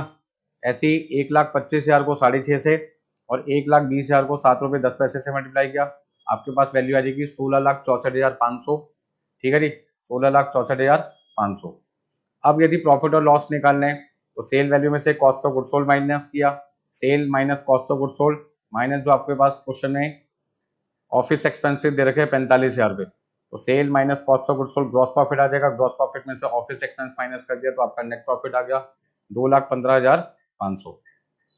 यानी 19,25,000 में से आपने माइनस किया 16,64,500, माइनस किया आपने 45,000 और आपके पास आ गया 2,15,500। आज और लीफो पे, यानी लीफो क्या कहते हैं, last in first out. 2,45,000 kilogram जो मटेरियल आप कंज्यूम कर रहे हैं वो पहले 1 लाख को कंज्यूम करोगे, तो 2,45,000 में पहले आपने 1 लाख कंज्यूम किया 7 रुपये वाला, फिर आपको 1,45,000 और कंज्यूम करना है, 7 रुपये 10 पैसे वाला यूज करोगे। इसका मतलब 1,50,000 में से यदि 1,45,000 कंज्यूम हो गया तो आपके पास बचेगा 5,000, 7 रुपये 10 पैसे वाला, और 1,25,000 लीटर आपके पास बचेगा 6 रुपये 50 पैसे वाला। यदि लास्ट इन फर्स्ट आउट का यूज करके आप अपना आंसर निकालते हैं तो बात समझ में आ गई। तो देखो फटाफट से 1 लाख इंटू 7 लाख रुपए हो गया, और 1,45,000 इंटू 7 रुपये 10 पैसे आपके पास आ जाएगा 10,29,500। 10,29,500 में 7 लाख आपने जोड़ दिया तो 17,29,500, 17,29,500 कॉस्ट ऑफ गुड सोल्ड आ जाएगा, कॉस्ट ऑफ गुड सोल्ड आ जाएगा। और 5,000 को 7 रुपये 10 पैसे से मल्टीप्लाई करो, ठीक है ना। 5,000 को 7 रुपये 10 पैसे से मल्टीप्लाई करो, 1,25,000 को 6.5 से मल्टीप्लाई करो, आपके पास वैल्यू कितनी आ जाएगी 1,25,000 इंटू 6.5, 8,12,500। 8,12,500 में आपने प्लस कर दिया 35,500, तो कितना आ जाएगा आपके पास में, हाँ जी 35,500 प्लस 8,12,500 आपके पास आ जाएगा 8,48,000। 1 लाख को 7 से मल्टीप्लाई किया, 1,45,000 को 7 रुपये 10 पैसे से मल्टीप्लाई किया, 17,29,500। अब सेल में से कॉस्ट ऑफ गुड सोल्ड और एक्सपेंस माइनस कर दिया तो आपका प्रॉफिट आ जाएगा 1,50,500।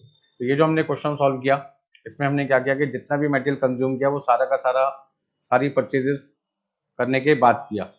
मतलब हमने कोई मटेरियल 10 तारीख को भी कंज्यूम किया होगा, 20 को भी कंज्यूम किया होगा, 25 को भी कंज्यूम किया, लेकिन सारी की सारी कंजम्पशन हम एक ही डेट को जब मान के करते हैं तो उसे कहते हैं पीरियोडिकल इन्वेंटरी सिस्टम या कॉन्टिन्यूअस स्टॉक सिस्टम। अब अगला जो मेथड आएगा वो होगा परपेचुअल इन्वेंटरी सिस्टम। हाँ, यहाँ तक कोई दिक्कत किसी को?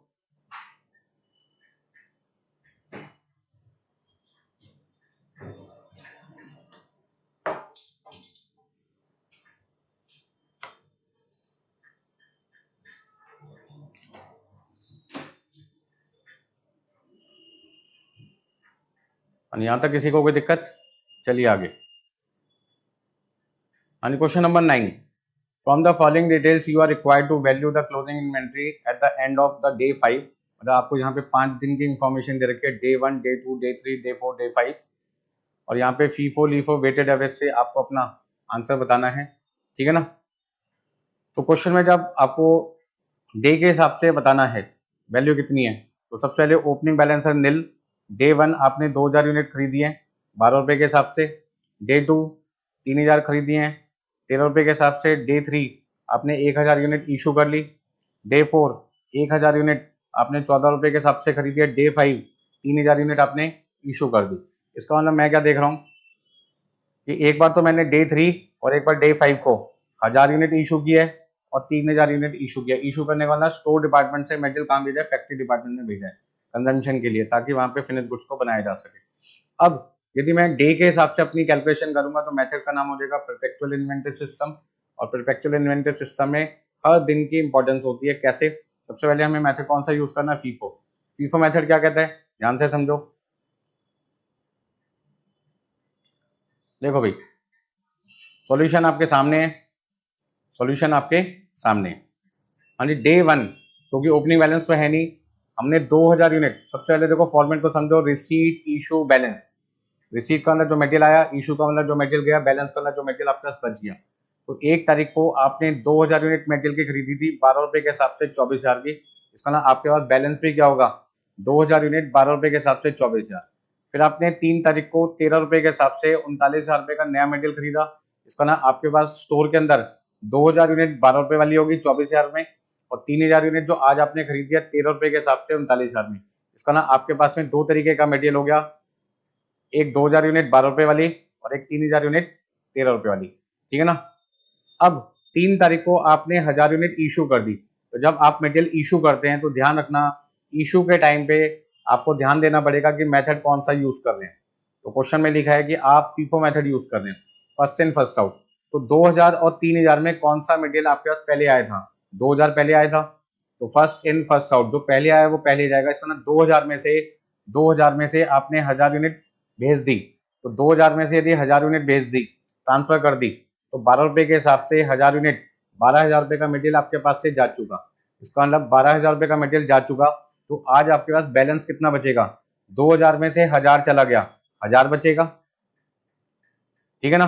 12 रुपए के हिसाब से 12,000, और जो 3000 मटेरियल खरीदा था वो तो यूज ही नहीं हुआ, एज इट इज पड़ा रहेगा। तो इसका ना आपके पास 3 तारीख को 2 तरीके का स्टॉक है, 1000 यूनिट 12 रुपए वाली 12,000 की, और 3000 यूनिट 13 रुपए के हिसाब से 39,000 की। अब आ जाओ 4 तारीख को, डे 4 को, आपने 1000 यूनिट और खरीद ली 14 रुपए के हिसाब से 14,000 रुपए में। तो इसका ना अब आपके पास जो बैलेंस होगा उसमें 1000 यूनिट 12 रुपए वाली होगी, 3000 यूनिट 13 रुपए वाली होगी, और आज जो आपने नया मटेरियल 1000 यूनिट खरीदा 14 रुपए के हिसाब से वो 14,000 रुपए का होगा। फिर डे 5 को आपने 3000 यूनिट कंज्यूम कर ली। अब 3000 यूनिट जो कंज्यूम की है उसमें सबसे पहले 3000 में से, तो 3000 यूनिट आपने कंज्यूम किया है उसमें सबसे पहले क्या कहोगे, सर हमने जो 3000 यूनिट कंज्यूम की है फीफो मेथड के हिसाब से पहले हम 1000 को कंज्यूम करेंगे। अब हमें 2000 यूनिट और चाहिए, तो इस 3000 में से हम 2000 कंज्यूम कर लेंगे, और बाकी का जो 1000 बचेगा, बाकी का 1000 जो बचेगा वो बैलेंस आ जाएगा आपके पास। इसका मतलब आपके पास में जो बैलेंस होगा वो 2 मटेरियल बचेंगे। 3000 में से 2000 कंज्यूम होने का जो 1000 बचेगा 13 रुपए वाला, वो 13,000 रुपए का, और जो नया मटेरियल आपने खरीदा था 1000 जिसको यूज ही नहीं किया वो भी बचेगा 14 रुपए वाला 14,000। इसका ना आज आपके पास 2000 यूनिट मटेरियल की बची हुई है, तो आपका क्लोजिंग स्टॉक 2000 यूनिट हो गया, और उसकी वैल्यू कितनी होगी 27,000। तो आपका आंसर हो जाएगा फीफो मेथड के हिसाब से 27,000, 27,000। हाँ जी, कोई दिक्कत इसमें किसी को? चलिए आगे देखते हैं। नेक्स्ट मेथड आपके पास है LIFO, last in first out. जब हमने इस क्वेश्चन को लीफो मेथड से किया तो शुरू में तो कोई दिक्कत नहीं आएगी, सेम चलेगा। 1 तारीख का और 2 तारीख का तो बिल्कुल एज इट इज रहेगा क्योंकि आपने खरीदा है। प्रॉब्लम कहां से शुरू होती है, जब आप इशू करते हैं, और इस बार आपको जो इशू करना है उसके लिए मेथड कौन सा फॉलो करना है, लास्ट इन फर्स्ट आउट। इसका ना जो बाद में खरीदा आप उसे पहले यूटिलाइज करोगे। तो 1000 यूनिट जो आपने कंज्यूम किया उसमें आपके पास 2 तरीके का मटेरियल है, एक 2000 यूनिट और एक 3000 यूनिट। लीफो मेथड के हिसाब से आप 3000 में से मटेरियल 1000 कंज्यूम कर लोगे। इसका मतलब आपके पास में 3000 में से जब 1000 मटेरियल चला गया तो 2000 बचा 13 रुपए वाला, 2000 बचा 13 वाला, और जो पहले आपने खरीदा था वो तो एज इट इज रहेगा 12 रुपए वाला। तो ध्यान से समझना, पुराना मटेरियल तो पड़ा ही रहेगा, नया मटेरियल पहले कंज्यूम होगा। तो 2000 12 रुपए के हिसाब से 24,000, 2013 के हिसाब से 26,000। फिर आपने डे 4 को 1000 यूनिट खरीद ली 14 रुपए के हिसाब से 14,000 में। तो आपके पास में 2000 यूनिट 12 रुपए वाली, 2000 यूनिट 13 रुपए वाली, और 1000 यूनिट 14 वाली, आपके पास 24,000, 26,000 और 14,000 रुपए का मटेरियल आ गया। अब आपने 3000 यूनिट कंज्यूम कर ली। ध्यान रखना 3000 यूनिट जो कंज्यूम किया उसमें लीफो मेथड के हिसाब से पहले आप इस 1000 को कंज्यूम करोगे, आपको 2000 यूनिट और कंज्यूम कर दिए, आपने इस 2000 को कंज्यूम किया, ठीक है जी। तो अब आपके पास में कितना बच गया 2000। ये 2000 आपके पास में बच गया 12 रुपए वाला, आपके पास में स्टॉक की वैल्यू कितनी आ गई 24,000। आपका आंसर हो जाएगा लीफो मेथड के हिसाब से 24,000। हाँ जी, कोई दिक्कत इसमें किसी को? चलिए आगे। हाँ जी, नेक्स्ट आपके पास है वेटेड एवरेज। अब वेटेड एवरेज मेथड में टेबल तो छोटी बनती है, लेकिन आपको यहाँ पे ध्यान रखना पड़ता है कि आपको रिसीट, इशू, बैलेंस, जो बैलेंस होता है उसमें आपको बार बार क्या निकालना पड़ता है, रेट निकालना पड़ता है। और रेट निकालने के लिए आपको क्या करना पड़ता है, टोटल वैल्यू को टोटल क्वांटिटी से डिवाइड करना पड़ता है। टोटल वैल्यू को टोटल क्वांटिटी से क्या करना पड़ता है बेटा, डिवाइड करना पड़ता है और आपके पास में रेट निकल के आता है जिसको कहते हैं weighted average cost per unit. Weighted average cost per unit. हाँ जी, कोई दिक्कत है इसमें किसी को?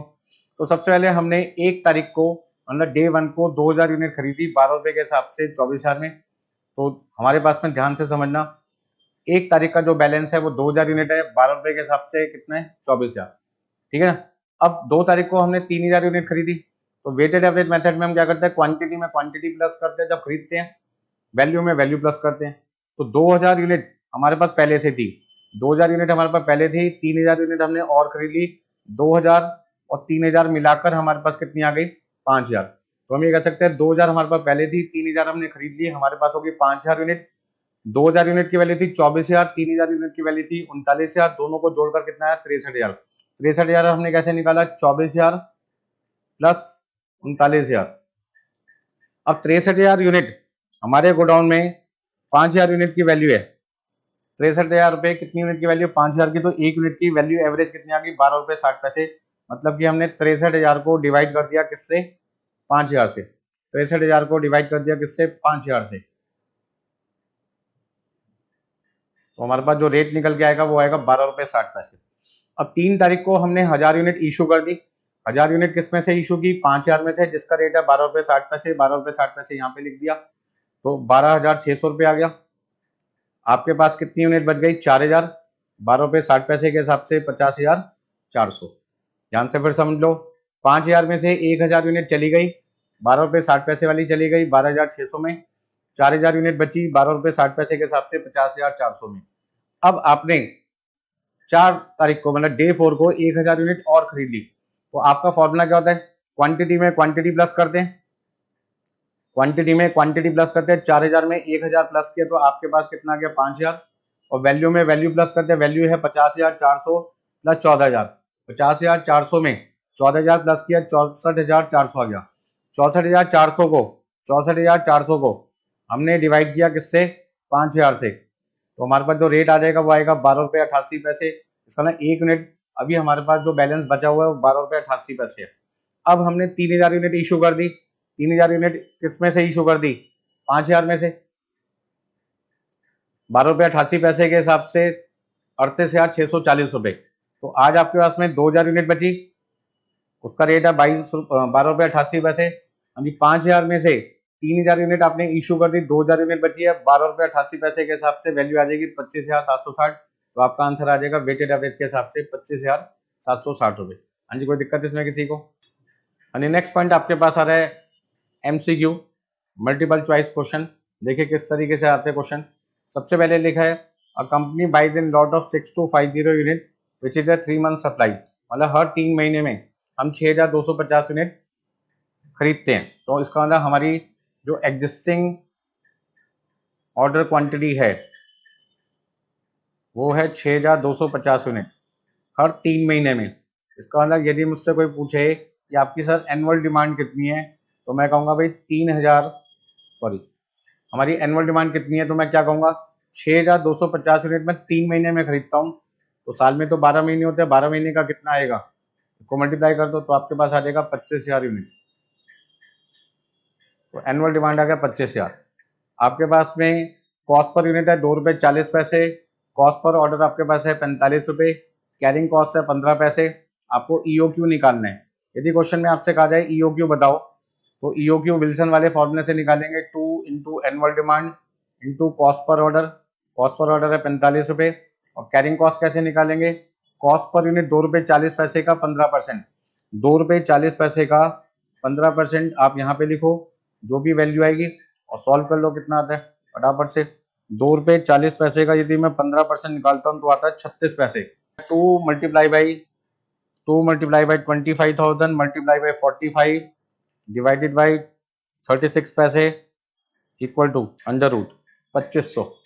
तो आपके पास जो आंसर आ जाएगा इकोनॉमिक ऑर्डर क्वांटिटी का वो कितना आ जाएगा 2500। तो आपका आंसर होगा B, question number 1। Question number 2, annual demand आपके पास है 3200 यूनिट। कॉस्ट पर यूनिट आपके पास है 6 रुपीज। कैरिंग कॉस्ट है 25 पैसा या 25% कह सकते हैं। हाँ जी, कैरिंग कॉस्ट आपके पास है 25% पर एनम। ऑर्डरिंग कॉस्ट आपके पास है 150 रुपये। Determine the time between two consecutive orders assuming procurement is at EOQ। मतलब आपको सबसे पहले ये बताना है कि एक ऑर्डर देने के बाद जब दूसरा ऑर्डर प्लेस करेंगे तो उसके बीच में टाइम गैप कितना होगा। ठीक है ना, आज एक ऑर्डर प्लेस कर दिया तो अगला ऑर्डर हम कब प्लेस करेंगे, तो उसके लिए आपको निकालना है टाइम गैप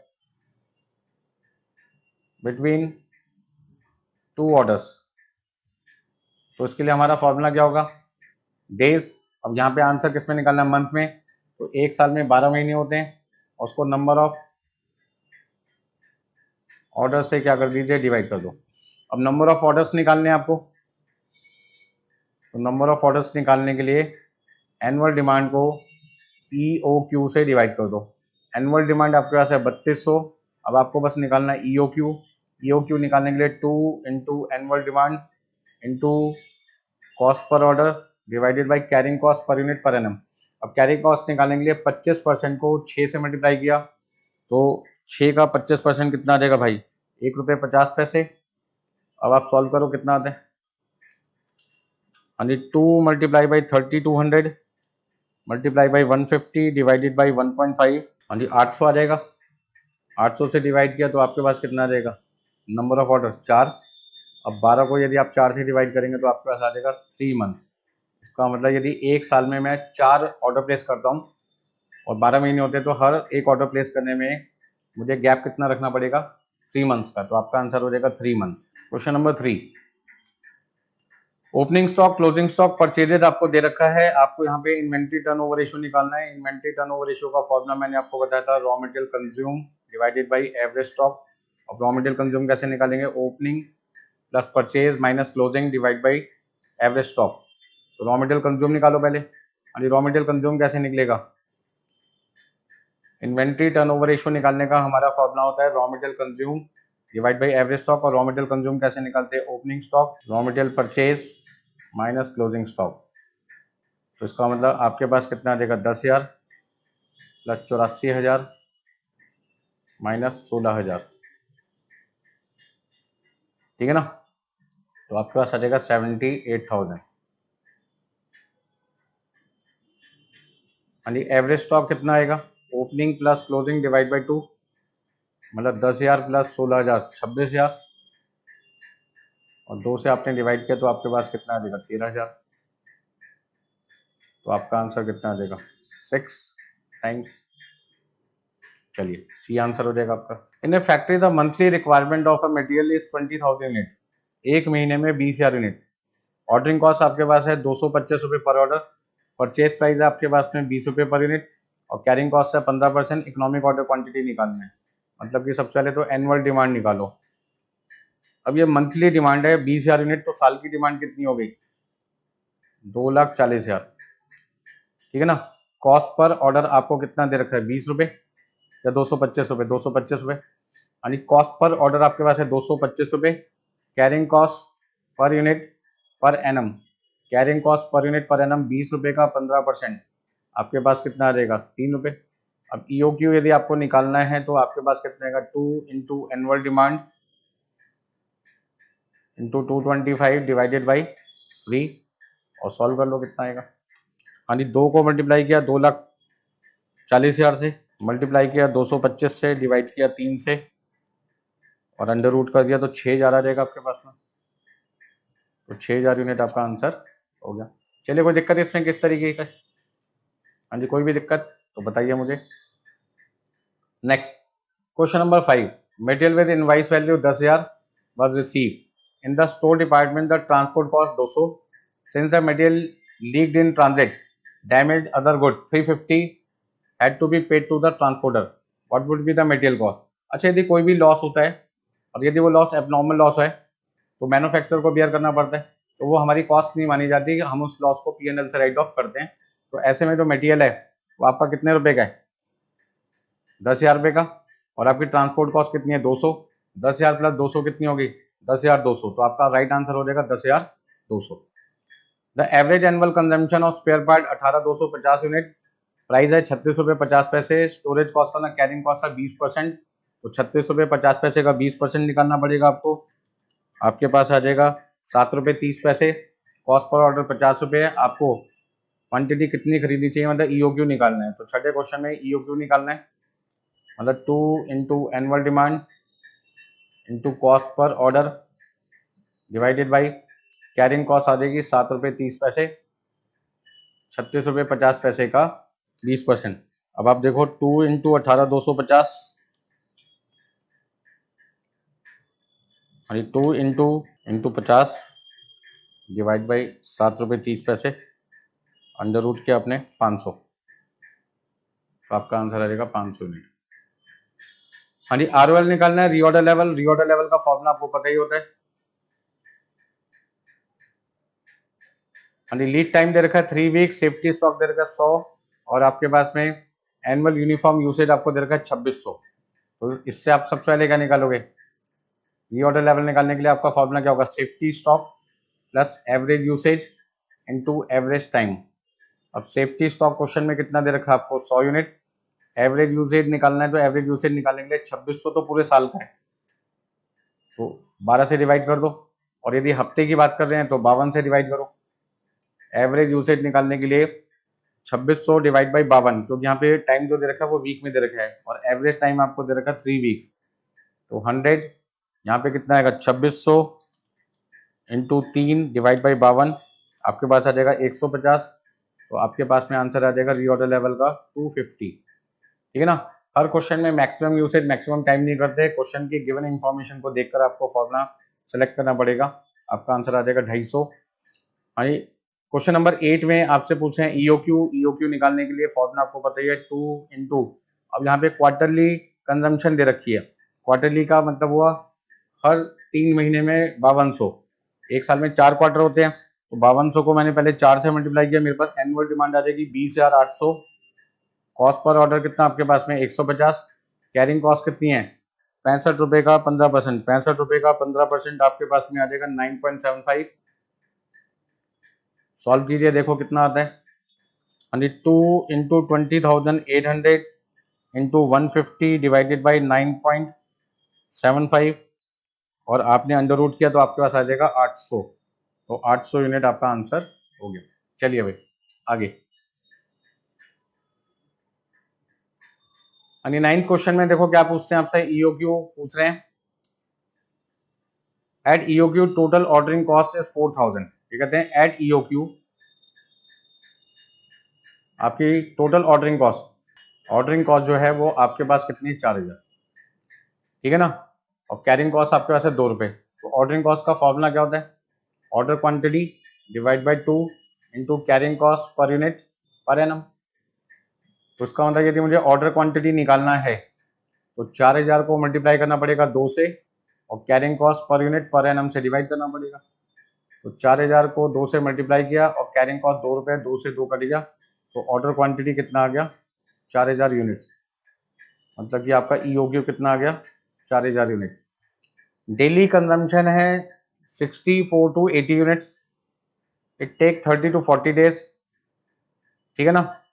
आपके पास में रीऑर्डर क्वांटिटी कितनी दे रखी है 4000, और आपको यहाँ पे मैक्सिमम स्टॉक लेवल निकालना है। यदि रीऑर्डर लेवल कितना दे रखा है 3200, मतलब क्वेश्चन नंबर 10 में आपको निकालना क्या है, maximum stock level.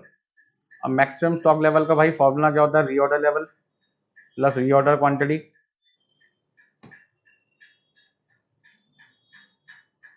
Minus minimum usage into minimum time. ये सब चीजें होती हैं। अब यहाँ पे रीऑर्डर लेवल अपने को कितना दे रखा है, रीऑर्डर लेवल आपको दे रखा है क्वेश्चन में 3200। रीऑर्डर क्वांटिटी आपको दे रखी है 4000। अब इसमें मैक्सिमम टाइम या मिनिमम टाइम चाहिए और मिनिमम यूसेज चाहिए, तो मिनिमम यूसेज हो गया 64, और मिनिमम टाइम आपके पास कितना है 30। तो 64 को आपने मल्टीप्लाई किया 30 से, देखो कितना आता है 64 इंटू 30, 1920 आता है। इसका मतलब इन दोनों को प्लस करो तो 7200, 7200 में से 1920 माइनस किया, आपके पास आ जाएगा 58। हाँ जी, आपके पास कितना आ जाएगा 5280, आपके पास आ जाएगा 5280, 5280 आपका आंसर हो जाएगा 5280। At economic order quantity level the following is true. Economic order quantity पर ऑर्डरिंग कॉस्ट मिनिमम होती है, कैरिंग कॉस्ट मिनिमम होती है, या दोनों कॉस्ट बराबर होती है, या परचेजिंग कॉस्ट मिनिमम होती है। तो इकोनॉमिक ऑर्डर क्वांटिटी वो क्वांटिटी होती है जहाँ पे ऑर्डरिंग कॉस्ट और कैरिंग कॉस्ट आपस में इक्वल होती है। तो आपका जो राइट आंसर होगा वो होगा सी। ठीक है जी। हाँ जी, मैक्सिमम स्टॉक लेवल, तो यहाँ पे इन्होंने क्या पूछा है, reorder level plus reorder quantity minus minimum usage minimum time, तो राइट आपका आंसर होगा reorder level. Cost of idle time arising due to non availability of raw material is, ठीक है ना, यदि रॉ मटेरियल आपके पास में available नहीं है जिसकी वजह से आइडल टाइम आ रहा है तो ये आपका एबनॉर्मल लॉस है। एबनॉर्मल लॉस कहां से राइट ऑफ करते हैं, पीएनएल से, तो आपका आंसर होगा डी। क्वेश्चन नंबर 14 में लिखा हुआ है 10,000 units of material X are consume per year having per unit cost 20, cost of processing 50 रुपए है पर ऑर्डर, और आपके पास जो इंटरेस्ट रेट है वो कितना है 5%। If the annual carrying cost per unit of material x is 15% other than interest, calculate EOQ and number of orders per year. आपको यहाँ पे क्वेश्चन में अदर देन इंटरेस्ट दे रखा है, तो इसका ना 15% प्लस 5% मिलाकर कितना हो गया 20%। तो आपके पास क्वेश्चन नंबर 14 में जो कैरिंग कॉस्ट पर यूनिट पर एनएम है वो आपके पास कितना आ जाएगा, कॉस्ट पर यूनिट है 20 रुपए, 20 रुपए का 20%, 20% क्यों लिया, क्योंकि आपकी carrying cost 15% other than interest है, इंटरेस्ट भी आपकी कैरिंग कॉस्ट होती है, तो आप जोड़ के कितना लिखोगे 4 रुपए। अब आपको निकालना है ईओक्यू, ईओक्यू निकालने के लिए आपको क्या करना पड़ेगा 2 इंटू एनुअल डिमांड आपके पास है 10,000, कॉस्ट पर ऑर्डर आपके पास कितना है 50 रुपए, और आपके पास में कैरिंग कॉस्ट है 4 रुपए। अब आपके पास में आंसर कितना आता है 2 इंटू 10,000 इंटू 50 डिवाइडेड बाई 4, आपके पास आ जाएगा 500 यूनिट। हाँ जी, 500 यूनिट आपके पास आ गया इकोनॉमिक ऑर्डर क्वांटिटी, और आपसे पूछे नंबर ऑफ ऑर्डर्स बताइए, तो नंबर ऑफ ऑर्डर्स का मतलब है कि आपका फॉर्मूला होगा annual demand divide by EOQ, मतलब कि 10,000 यूनिट आपको खरीदनी है, और एक बार में यदि 500 यूनिट खरीदोगे तो आपको कितने ऑर्डर प्लेस करने पड़ेंगे 20 ऑर्डर, तो आपका आंसर आ जाएगा 20 ऑर्डर। तो 10,000 को आपने डिवाइड किया बेटा कितने से 500 से, आपके पास आ जाएगा 20 ऑर्डर। चलिए, which of the following is consider to be a normal loss of material, तो loss due to accident abnormal loss है, पिलफरेज का मतलब चोरी चकारी होना मटेरियल की, उसको बचाने के लिए जो खर्चा करते हैं वो भी एबनॉर्मल लॉस होता है। Loss due to breaking the bulk quantity को आप खरीदते हैं और आप उसे शिफ्ट करते हैं एक जगह से दूसरी जगह और उसकी वजह से लॉस हो जाए, तो वो भी आपके पास क्या एबनॉर्मल लॉस है। यहाँ पे सारे के सारे आंसर हैं एबनॉर्मल लॉस, आपका राइट आंसर क्या है नन ऑफ दीज। तो इस तरीके से मैंने आपको यहाँ पर मटेरियल कॉस्टिंग की एक रिवीजन क्लास दी है जिसके अंदर मैंने सभी तरीके के क्वेश्चन जो एग्जाम में आते हैं वो प्लस जितने एमसीक्यू बनते हैं वो, ठीक है, थ्योरी के मेन जो पॉइंट्स है वो मैंने आपको सारे यहाँ पर करवा दिए हैं। तो फिर मिलते हैं आपसे